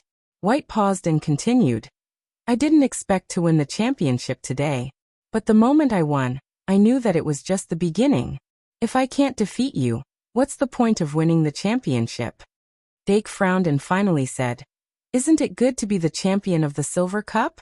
This is your improvement. You have to be realistic and don't bite off more than you can chew." The moment he spoke, he sounded like he was educating someone. Maybe it was because he had been an assistant for half a year. White Gouda was very sensitive to this. He frowned and wanted to say something like, "Are you teaching me how to do things?" But before he could say it, he bit his tongue. After a long while he said slowly, "You're always like this. As if everyone was a generation younger than you. We're all students of the same grade. Why are you superior and talk like an elder? Today, I'm going to pull you down from the altar." Finally, he squeezed out the words from his lips. "Altar? I'm not God." Dake shook his head slowly and said, We're not here today. The reason why you and I are standing here today is not because of any other reason. It's because the system of the Golden Cups points competition just happened to randomly pick you and me as the last duel of the second year in the dueling hall. I hope that no matter if it's you or me, there will be no regrets. His tone was calm, and he wasn't angry at White's aggressiveness. However, White suddenly said, "Don't teach me." He didn't shout, but his tone was terrifyingly low. The corners of Dark's mouth curled up, revealing a meaningful smile. The conversation between the two ended there. Dake didn't argue, and White lost his chance to speak again. However, the atmosphere between the two was like a knife and a sword. There was no turning back. The battle was about to begin. "Players, take your positions." Senior Sister Judy's voice rose. Dark and Werther took out the cards from their card packs at the same time, and slowly put them into the card slots. Then the card table shuffled automatically. The words "preparation stage" appeared on top of the table. The atmosphere became more and more tense. Everyone realized that the duel had entered its final countdown. The referee who decided the countdown had a solemn expression. The two commentators who were in charge of the Silver Cup went on stage and explained. They were going to explain the extra meaning of the Golden Cup points competition. On the red team's stage. On the blue team's stage. Victor and Dark faced each other from a distance, their eyes looking straight ahead. Their fingers touched the top of the shuffled deck. Beep! At that moment, the referee's whistle pierced the night sky. The moon and stars in the night sky shone brighter at that moment. Preparation stage. 30s. Both players drew their cards at the same time when the 30s countdown appeared. 1, 2, 3, 4, 5. With 5 cards in hand, both players passed the cards to their left hand and spread them out like a peacock spreading its tail. From then on, their movements and pace were almost exactly the same. But in the twinkling of an eye, the two players stepped onto completely different paths. Dake didn't look at White's expression anymore. He focused on the 5 cards in his hand. The Bliss card set that he put together temporarily wasn't perfect. Whether it was the individual cards or the system, there were major flaws. However, he still managed to form a team and bring it to this duel. Since that was the case, he would use this card set as a foundation to fight White Gouda with all his might. There were 2 purposes for this experiment. One was to test the card set. The other was to test White. Dake's mind quickly calmed down. He didn't think about these outside matters anymore. No matter what, White Gouda was an opponent worth beating. This was a pleasant surprise. His gaze swept across the cards in his hand, and all 5 cards entered his eyes. Fairy Tale Animal, Rabbit, Bliss 3, Moon Magic Beast, Ever-Changing Monster, Milken Laughing Mask, 3 Magic Elf cards, 1 Magic card and 1 Item card. A very well-balanced combination. In short, this obviously isn't a Joker card. Dake's gaze fell on the Fairy Tale Animal, Rabbit. It was a little surprising that he was able to draw it in the first round. Not only was this not a Joker card, but it was also a sign of good luck. Fairy Tale Animal, Rabbit's existence was extremely good at stabilizing the bottom line of the opening round. Moreover, in addition to having a high defense that even the first-tier Magic Elf couldn't break, Fairy Tale Animal, Rabbit, was also a very special Magic Elf card. By activating Summon Friends, Dake could summon any bird or beast Magic Elf that wasn't higher than 3 stars from his hand or card set. In this way, Bliss 3, Moon could be used not only on Magic Beast, Ever-Changing Monster. Whether it was Magic Beast, Ibu, Dream Demon, Demon Fox, Black Big Ear Beast, Curly Ear Beast, Moon God Beast, they were all excellent choices. There were too many strategies that could be derived from this. There were too many to count. Before Dake's train of thought became muddled, he decisively stopped thinking. Then he drew Fairy Tale Animal, Rabbit from his hand and was ready to go. Through the magic projection, the audience outside the arena could see the face of the Magic Elf card that he drew from his hand. However, from White's angle, they couldn't see it at all. Relying on this method, the audience could predict the strategies of both players in advance, if they had enough understanding of the cards of both players. What is that? Yvette's eyes widened in surprise. She was very clear about every Magic Elf card that Dake had used in the duel. However, the magic elf card that was drawn in front of her was undoubtedly something that had never appeared before. Moreover, the pink rabbit depicted on this magic elf card was really cute, and not threatening enough. She liked this magic elf very much. Of course, if it wasn't a pink rabbit but a pink catworm, she would like it even more. 2-star Earth-type attack. 0 defense. 2100? At the same time, countless astonished voices sounded in the hearts of the audience. Many people couldn't help but exclaim out loud. Although one couldn't judge a book by its cover, and the pink rabbit couldn't be measured, the soft fur of the pink rabbit on the card could support a defense of 2,100 points? Is it because of its size? Although it's hard to tell from the card, could it be that this magic elf is actually the type that has a huge body? Ophelia couldn't help but ponder. Although Blood Maiden was a little worried about her child, of course, she hoped that her child could win. She was on White's side. Other than being a little fat, I can't see anything else. Hephaestus opened her mouth and slightly revealed the tip of her tongue as she giggled. On the red side's platform, White Gouda had already picked out a magic elf card from the deck, and was counting down silently. After that, both sides raised their heads and looked at each other. White Gouda suddenly noticed that Dake Diming's face was gradually breaking into a smile. His heart suddenly tightened, and his pupils shrank inwards. A trace of an ominous premonition appeared in his heart at the beginning of the match. Tick! Then, the sound of the round changing entered his ears. Preparation stage, battle stage. The atmosphere of the competition instantly became tense. Both sides were like track and field athletes who had started running in an instant, tightly grasping the time to cast their usual summoning spells. Their voices were loud. In the name of Dake Dimung, magic summoning. Fairy tale animal. Little Rabbit. In the name of White Gouda, magic summoning. Oxhead Axeman. 3 seconds later, 2 summoning lights landed on the 2 sides of the summoning area. There wasn't much suspense in the starting summoning of this duel. Whether it was Dake or White, they both chose to start with a magic elf card. But when the 2 magic elves appeared, the contrast between the 2 sides became obvious. The audience who guessed that fairy tale animal, Little Rabbit, was very likely to be a giant rabbit that was the complete opposite of the little in the card's name were all slapped in the face at this moment, and their faces were filled with astonishment. The fairy tale animal, Little Rabbit, standing in the blue side's summoning area was surprisingly smaller and more harmless than they had imagined. Hey! Under the astonished gazes of thousands of people, the pink-furred rabbit, who was standing on its 2 legs, raised its 2 short little hands, and then very clumsily and slowly turned a circle. After this circle, a tree stump slowly rose from under its feet, lifting its body up.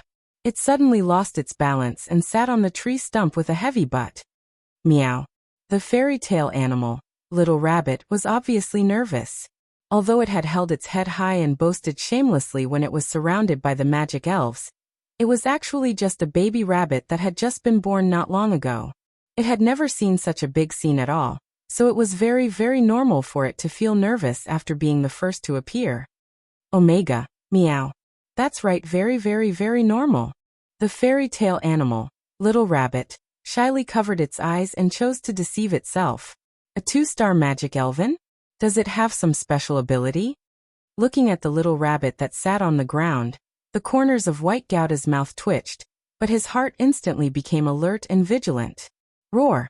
The magic elven that he had summoned with his hand let out an angry roar at this moment. Card name, Oxhead Axeman. Type, Elven card. Level, Race, Bird Beast. Attribute, Combat Magic Power, 1600. Attack, 1700. Defense, 400.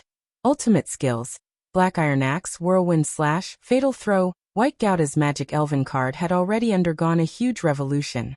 His, Oxhead Axeman, was made with the Minotaur's horn as the core material, and it had a terrifying strength that surpassed the troll. Other than its slightly weaker defense, the Oxhead Axeman's charm and attack were extremely strong, and it could be said to be a complete 3-star magic elven card. The Oxhead Axeman was still a bird beast. Although it stood like a human, its legs were still cow's legs, and its 2 hooves were firmly planted on the ground. Only its hands had 5 fingers. Its body was huge, and it was more than 2 meters tall, and there was a thick nose ring in its nostrils. The ox-head axeman was naked and did not have any armor, but the giant axe in its hand was terrifyingly dark, and it emitted a faint smell of blood. It was originally an extremely ferocious magic elven, and in front of the cute pink rabbit opposite it, its ferocious temperament was set off to become even more ferocious. Attack. Although the white Gouda was vigilant, it still blew the horn to attack.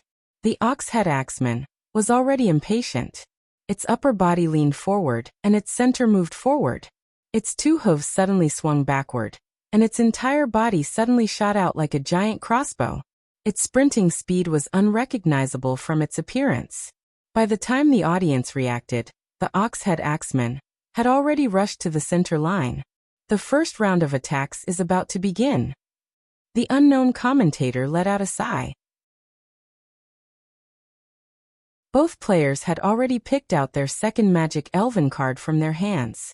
When the ox-head axeman rushed to the center line, both players had already begun the second round of normal summoning. In the name of Dake Dimming, magic elven card summon, fantasy beast, multiform monster. In the name of White Gouda, magic elven card summon, crypt grass. When the summoning sound resounded in the stadium, the ox-head axeman had already rushed over. When it approached the blue side's summoning area, it once again exerted its strength. Its originally extremely fast speed exploded again, and its body almost turned into a black shadow. The black iron axe, in its right hand, emitted a black light, and it used all its strength to slash at the fairy tale animal, Little Rabbit, that was crawling under the tree stump.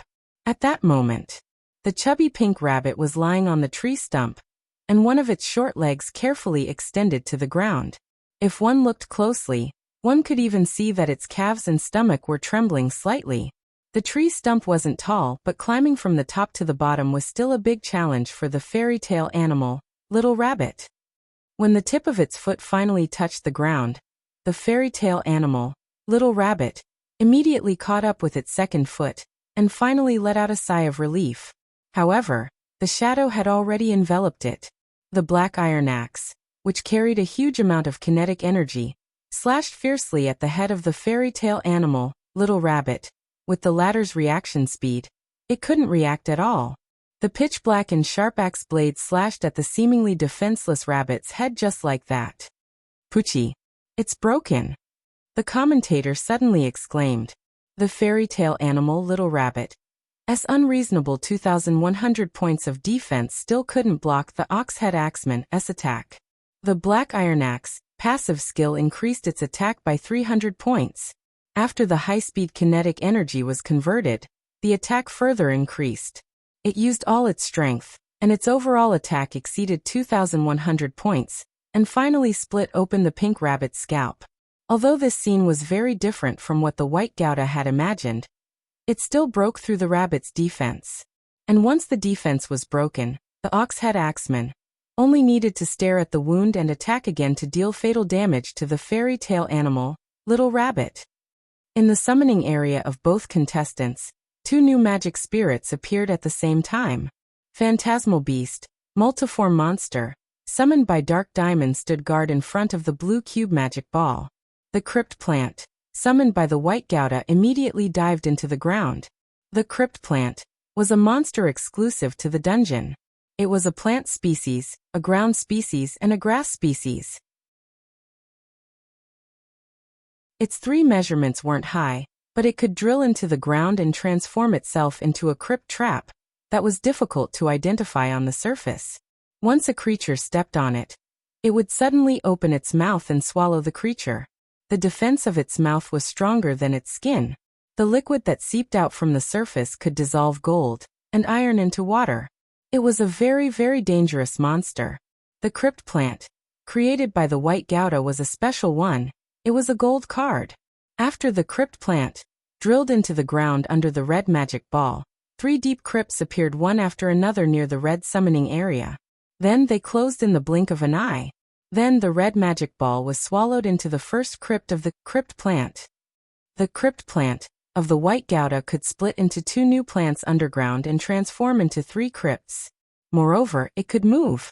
Therefore, after it swallowed the magic ball, it could provide relatively good defense. It could be said that it had both offensive and defensive capabilities. Of course, it wasn't as difficult to deal with as Angus Jeffrey's crypt plant. After all, it didn't completely dive into the ground. As long as it found the right location, it could directly attack the main body. But at this moment, no one was paying attention to this very powerful gold card.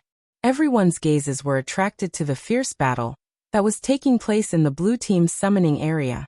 When the Ox-Head Axeman realized that his full-strength axe only split open the pink rabbit's scalp, he swung his axe a second time with a furious roar. Although this axe didn't have the support of kinetic energy, his hands were very steady. He really aimed at the wound that had been split open. However, his vision blurred, and the bloody wound disappeared into thin air. Then the fairy tale animal, Little Rabbit, who was sitting on the ground, screamed and lifted the heavy tree stump with all its strength, blocking it like a shield above its head. Puff! The axes collided, and it was like hitting cotton wool. Ow, ow, ow, ow. The Ox-Head Axeman didn't hold back at all because of the sudden disappearance of the wound. He still used all his strength with this axe.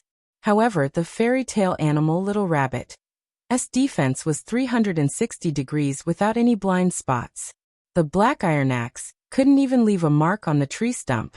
However, after being hit twice in a row, the fairy tale animal, Little Rabbit, couldn't successfully use Call Friends. Calling friends was actually a necessary condition to activate. If the fairy tale animal, Little Rabbit, didn't immediately summon it after it fell from the tree stump, it would lose the possibility of summoning it. If it wanted to try again, it would need to climb up the tree stump and come down, and so on. This wasn't a big problem for the fairy tale animal Little Rabbit. It was just that it could only hug the tree and squat down, and it couldn't use it. Seeing this, Dake slightly frowned. His finger didn't move from Bliss 3 Moon for a long time. He didn't let the fantasy beast, 100 Faces, transform into the Ox-Head Axeman, because transformation had a cooldown. Although the Ox-Head Axeman was very strong, it wasn't a good choice. Instead, if he used Bliss 3 Moon to upgrade the fantasy beast, 100 Faces, to 6 stars, it would be able to solve the current predicament. But this way, it would consume another Bliss 3 Moon. There were only 5 Bliss cards in his Bliss card set. Every time he used one, there would be one less. Moreover, the fantasy beast 100 Faces in front of him didn't have any intelligence. His thoughts were very complicated. But in a magician duel where every second counted, he needed to make a quick decision. After a few seconds of contemplation, Dark raised the Bliss 3 Moon card in his hand and summoned it with a loud voice. In the name of Dake Dimming, I summon Bliss 3 Moon. Pink light bloomed. Whirlwind slash. The white Gouda's roar was heard before Dake started his third summon. After the roar, the Ox-Head Axeman actually took a step back. It raised its left hand and grabbed the end of the black iron axe's long handle. It changed from one hand to two. Then it stomped on the ground, twisted its waist, and suddenly spun in a circle. In just one circle, a storm surged out. The violent airflow rose from the bottom and gathered on the black iron axe, making the axe blade sharper, and pushing the speed of the axe to suddenly increase. Ah! The Ox-Head Axeman. As furious roar rose to the sky. All the audience members who were watching realized that this axe would definitely cut off the fat rabbit's scalp. Although the fairy tale animal rabbit's defense was high, it only had 1,000 mana points. When its scalp was cut open by the first axe, it must have been damaged. If this whirlwind slash, which was even more powerful, hit its target, it would be killed on the spot. Although it was a little funny to use all of one's strength to kill a pink rabbit, the winner was the loser. As long as it was a successful kill, there was nothing to be embarrassed about. At this moment, whether it was the audience members, the White Gouda, or the Ox-Head Axeman with intelligence level 2.0, they all thought the same. This whirlwind slash, with terrifying power, did indeed break through the fairy tale animal, rabbit's defense. On the surface of the tree stump, there was an extremely long cut. The tree stump and the fairy tale animal, rabbit, were almost one. Since the tree stump was broken, it was equivalent to the fairy tale animal, rabbit's defense being broken. From Dake's perspective, he could clearly determine that this whirlwind/S attack was close to 2,500 points, and it almost killed the fairy tale animal, rabbit, on the spot. Then 1 second later, under the gaze of countless people, the cut on the tree stump's surface healed in the blink of an eye as if it had never existed. This scene caused everyone to be stunned. Even those Magus tutors with higher standards couldn't understand this mere 2-star pink furry rabbit. Oxhead Axeman, fatal throw. The White Gouda's voice sounded again, and there was anxiety in his tone. Dake could clearly sense that he was anxious.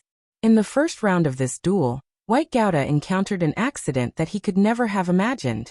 He had originally come here with the momentum of being the champion, and the path he walked was one of indomitable will.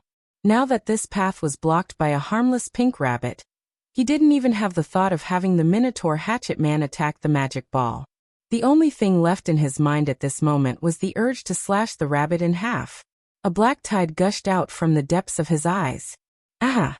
The Oxhead Axeman's roar had already reached the point of hysteria.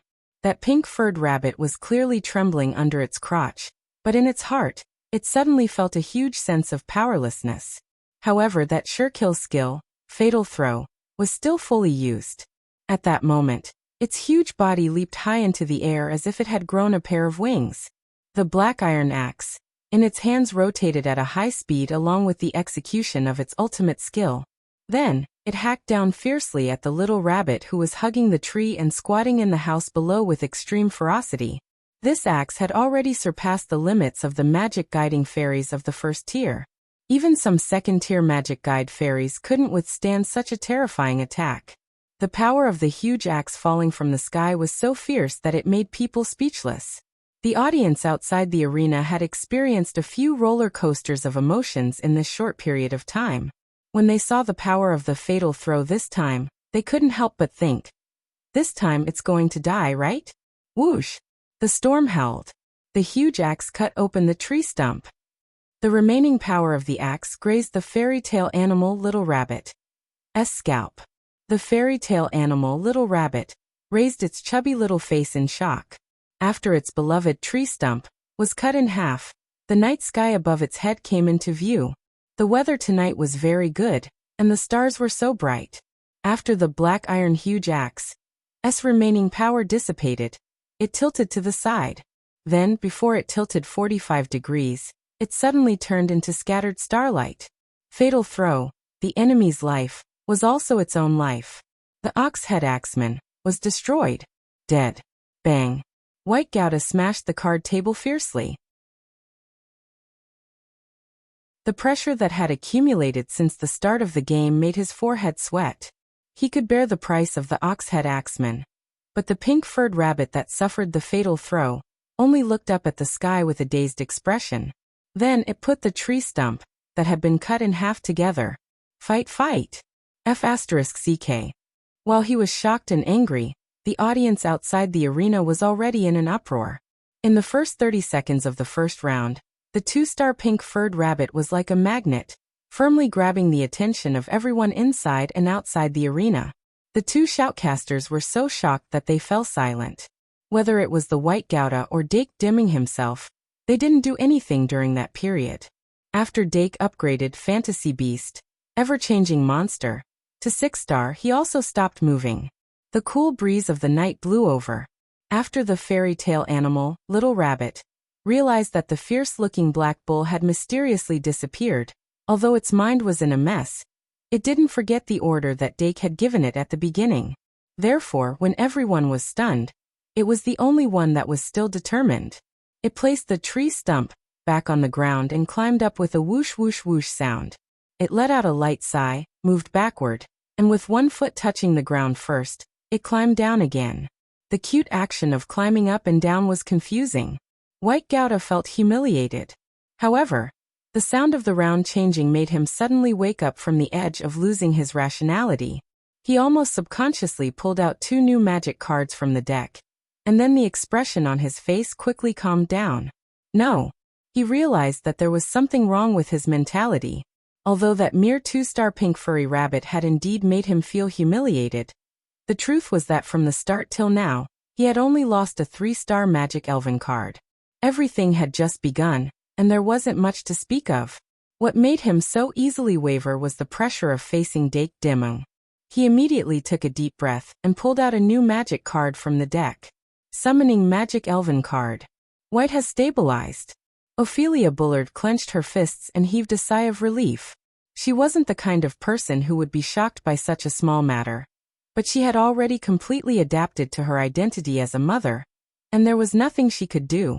In the audience outside the arena, Yvette was laughing quite happily. How strong could a 2-star Magic Elven card be? Her baby seemed to be using facts to explain this matter. She saw the shadow of the Phoenix Girl on the pink furry rabbit. On the blue team's platform, Dake didn't know whether to laugh or cry in his heart. He actually didn't understand why White was so against a poor, cute, and helpless little rabbit, and even gave it a 3-star Magic Elven card for no reason. The Oxhead Axeman's last attack was very powerful, and the combined attack was even more than 3,000 points. After taking that attack, the magic of Fairy Tale Animal, Little Rabbit was only left with an insignificant trace. However, it was still lacking in the end. Just a little bit less damage was equivalent to a complete waste of effort. It was really regrettable. Dake looked at the new magic card he had obtained. Zoo, Cute Beast. When he was forming the Bliss deck because of the lack of magic cards, he added Zoo after thinking for a while. Of course, this was not just a stopgap measure. In fact, the magic elves in the Bliss deck were almost all birds and beasts. Zoo could be used to make up for the lack of a venue card. As for Cute Beast, since he had drawn it, it naturally had its uses. Dake looked at Milkkin in his hand.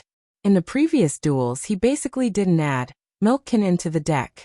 However, in this Bliss deck he even added Ball Sea Lion into it. This naturally made the deck less coordinated when using it, but after all, he didn't have that many magic cards to choose from.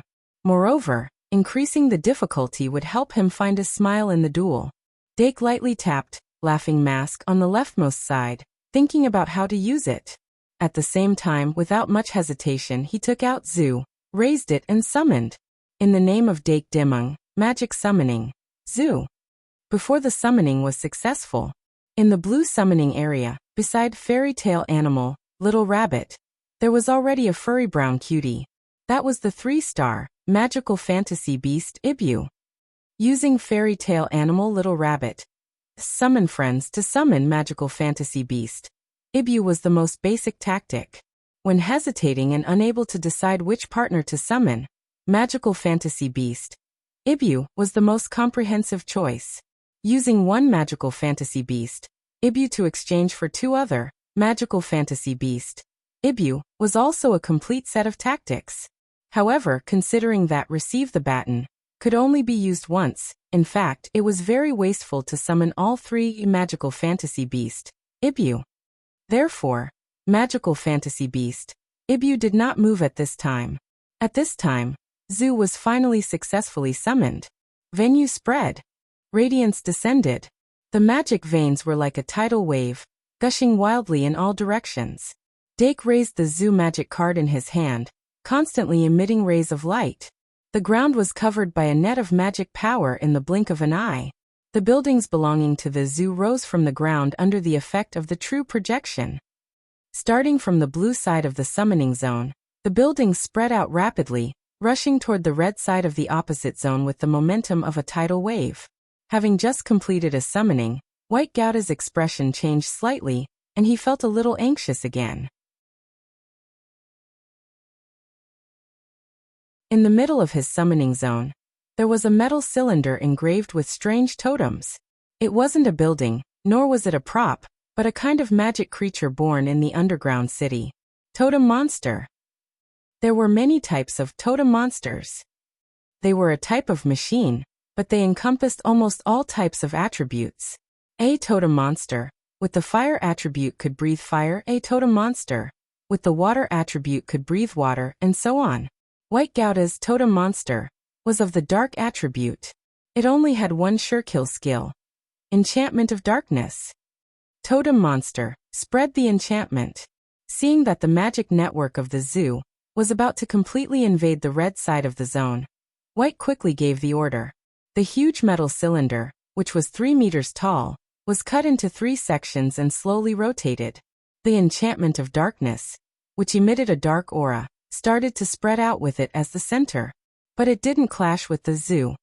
The whole place still became a paradise for birds and beasts.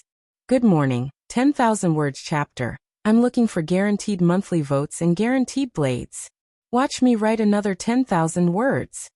Bliss card set free words. Elf card frowny face curse cage. Little evil magic beast, curse cage. Subancient beast for all, fairy tale animal. Little rabbit for all, cute beast for all, ball sea lion for all, magic beast. Ibu for all, X3 magic beast. Ever-changing monster, for all, X3 dream demon for all, demon fox beast for all, black big-eared beast, for all, curly ear for all, moon god beast for all, big milk jar for all, fairy Ibu for all, death god's coffin for all, dolong bolito for all, Mina's for all, magic card frowny face bliss. 3. Bliss 3 moon X3 bliss 3 moon pride. Zoo flight spell. Underworld soul ring. Items frowny face moon god soul eye. Light messenger. Moon god soul eye moon pendant. Warhorn radiant night pearl. Moon god stone. Fairy puppet. Bronze snake mirror. Laughing mask. You're tuning into the Earbook Haven YouTube channel. Don't forget to subscribe and join us on this journey to catch the most captivating stories.